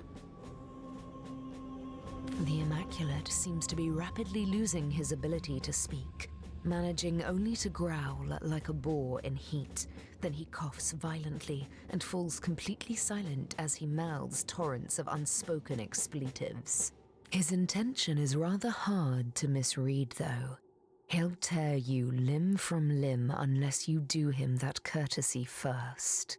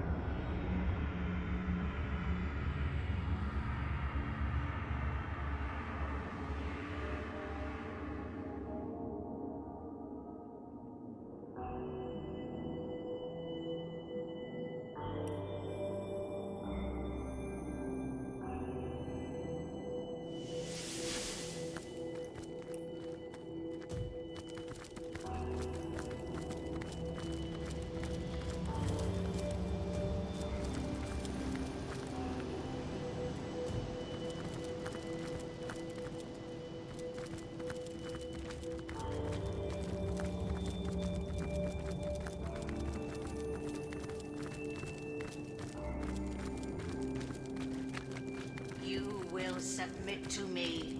What do I spy? Remarkable. A living, breathing something, it seems. You dare to approach me here, mortal? Don't you know who I am? Don't you know what I do? The sister of the king, of course. The phantom of the woods, of course. The mother of all corpses, of course. The ruler of the dead. It is self-evident. I am Cassandra, queen of the Phantom Forest. And you have come where you are not welcome. The only king, Brachus Rex. He rules all of Rivellon, and I, his double, rule too. For a time, at least. We were forged together by our very souls, and all that was his was mine, and all that was mine his. But it's no wonder you haven't heard of me. He's gouged me from history, one statue, one tablet, one scroll at a time.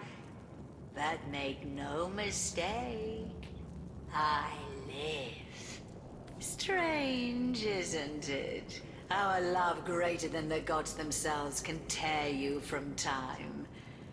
But time matters little to me anymore. No, it floats past me unfelt as light upon a blind eye. To hide his weakness, to conceal his greatest misdeed. My brother was a kind ruler before he became a rabid tyrant, but his descent into madness was swift. Power he gained, and with it, a terrible fear of death that hounded him ceaselessly night and day. He stationed 100 guards outside his bedchamber and mine, but still he kept awake all night, expecting assassins. He soon determined that he must diminish his risk. I, his sister, forged to his soul, was his greatest liability. My death would spell his, and so he sought to break the bond between us. My brother is a clever sort. Once he sets his mind to a task, it's good as done. Brachus discovered that while we lived, the forge could not be broken. But this did not deter him. No, for Brachus, there are only temporary difficulties.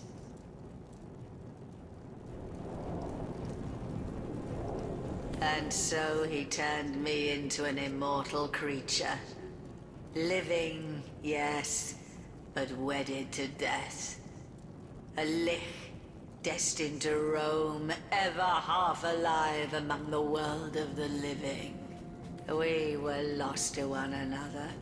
We who had walked hand in hand through all of life. We who shared each thought, each trial with perfect understanding between us.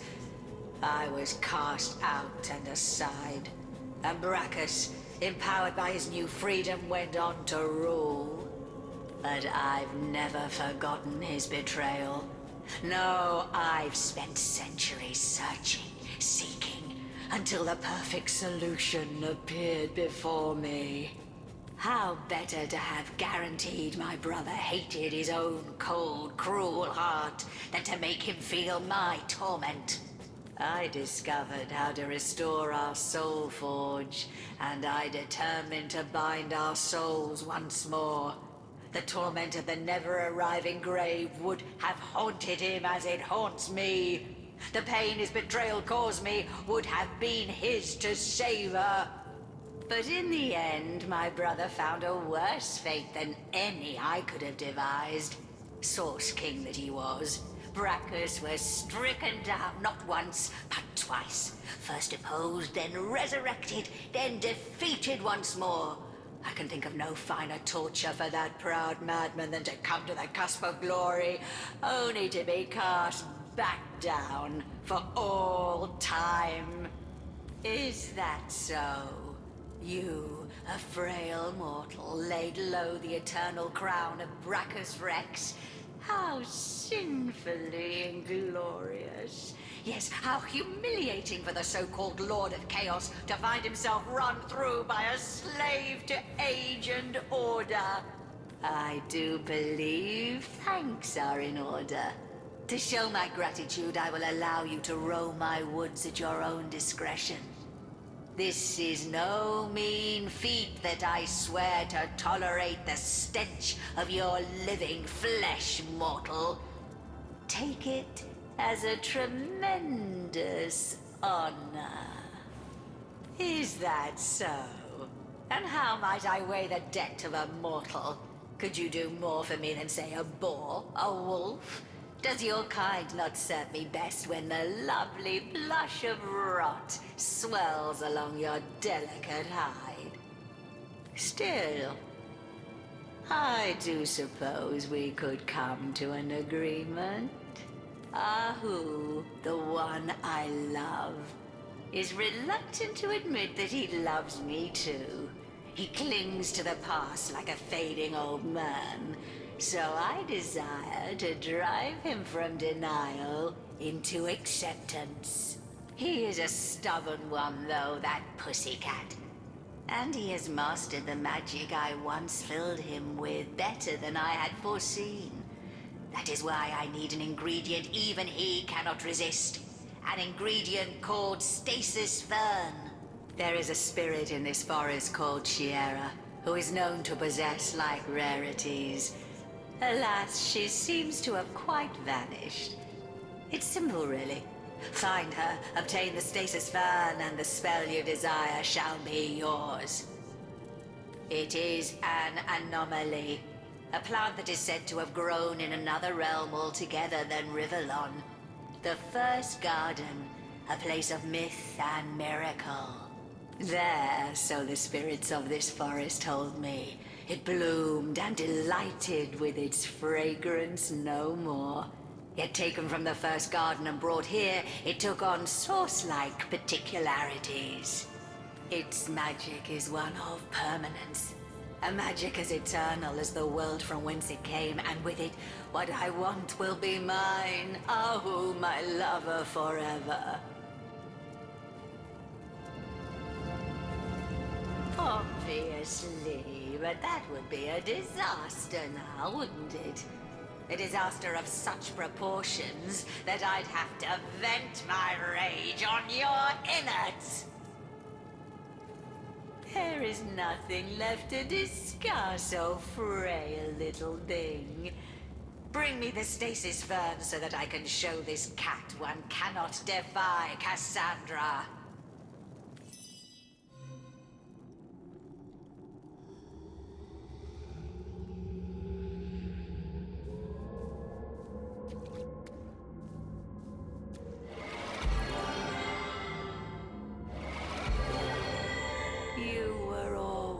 The only one, Ahu.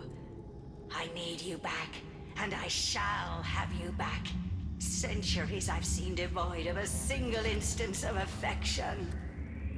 I wonder why. Everything you touch dies. Everything you behold withers.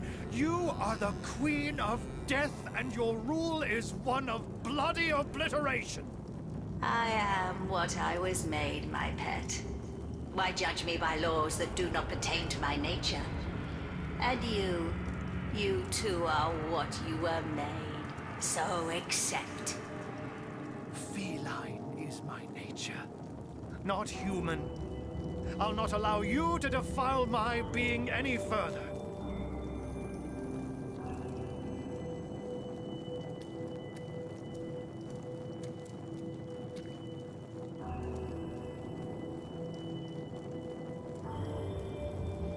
You will submit to me. You will take the guise I have given you. Never. Curse the human corpus, and curse the human consciousness you've given me. Far happier was I as naught but a carefree cat. Ours was happiness once, and can be again. Why would you resist such promise? Because you are no longer a woman worthy of love. It may be your brother's doing, but you are a ghoul beyond redemption. This entire forest is nothing but your abattoir, and it sickens me. Perhaps you are meant to be my redemption. Submit to me and all this horror will vanish. Save your breath, Cassandra. I'll not be swayed by your lies.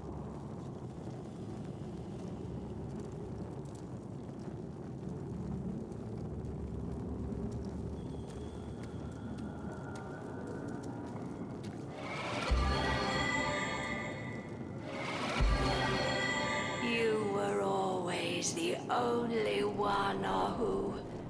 I need you back, and I shall have you back. Centuries I've seen devoid of a single instance of a... Source Hunter, how glad I am to see you. Tread carefully.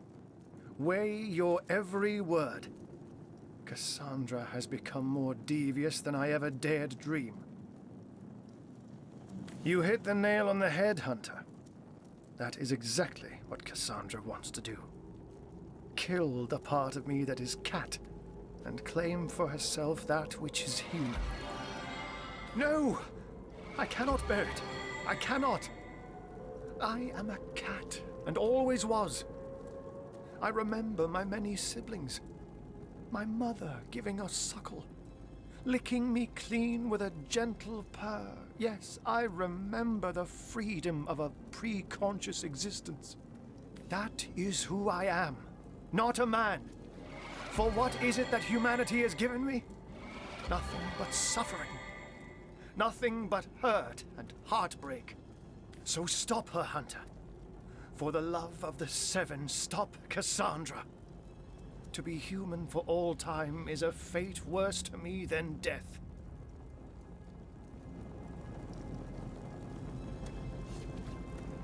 All too well. Even in my human guise, I'd have gone quite as white as I am now at the mere mention of that otherworldly wonder. Stasis Fern. In Cassandra's hands, an instrument of ultimate torture. Ambrosia in my own. She'd use it to consolidate my human form everlastingly. You cannot let her have it at any cost. But should you find it, Hunter, please bring it to me instead. With Stasis Fern, that ultimate catnip, I can become the being I most desire to be. A cat once more and forever. Careful, friend, for it'll be your death, not hers. She boasts that the magic she weaves makes her immortal, and I don't doubt the might of her sorcery. Nevertheless, where there is source, source hunters follow. Perhaps there may be a weakness in her fortifications still. This forest teems with wretched souls. They may know things we know not. You will submit to me. You will take the guise I have given you. Never. Curse the human corpus, and curse the human consciousness you've given me. Far happier was I as naught but a carefree cat. Ours was happiness once, and can be again. Why would you resist such promise? Because you are no longer a woman.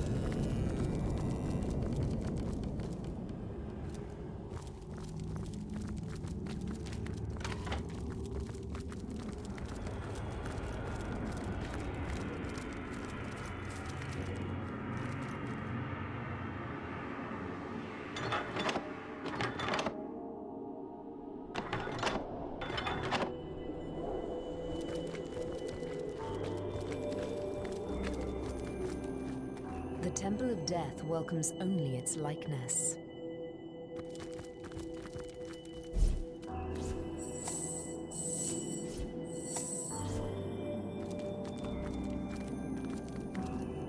Strange.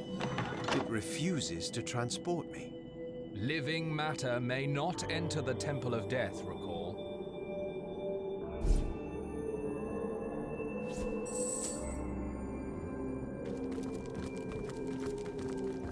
Where is our spirit? Where has she fled?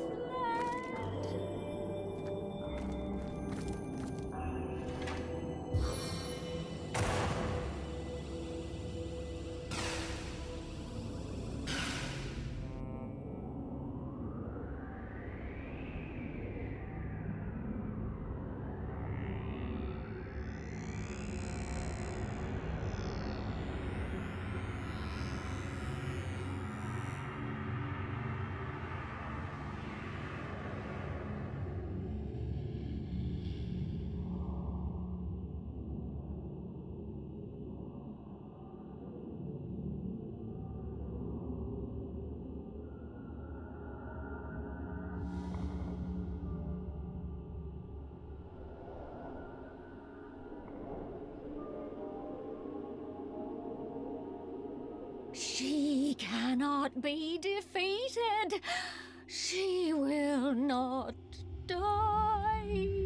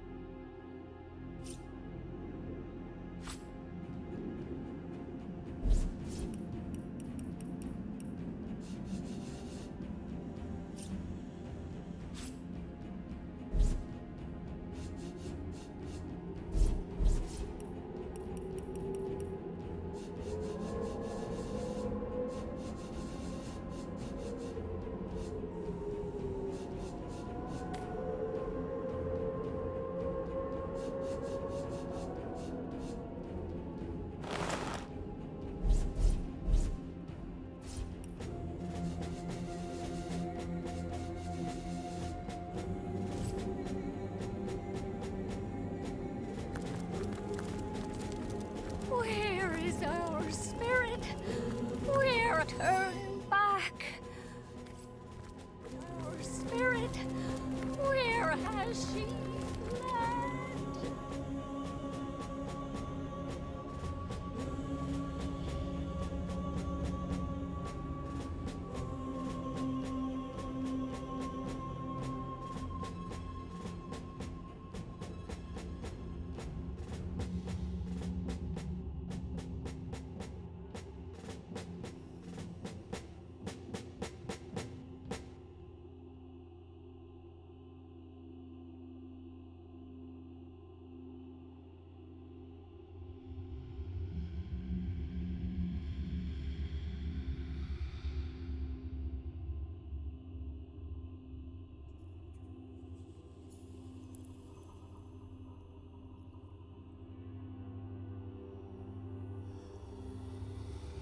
She cannot be defeated.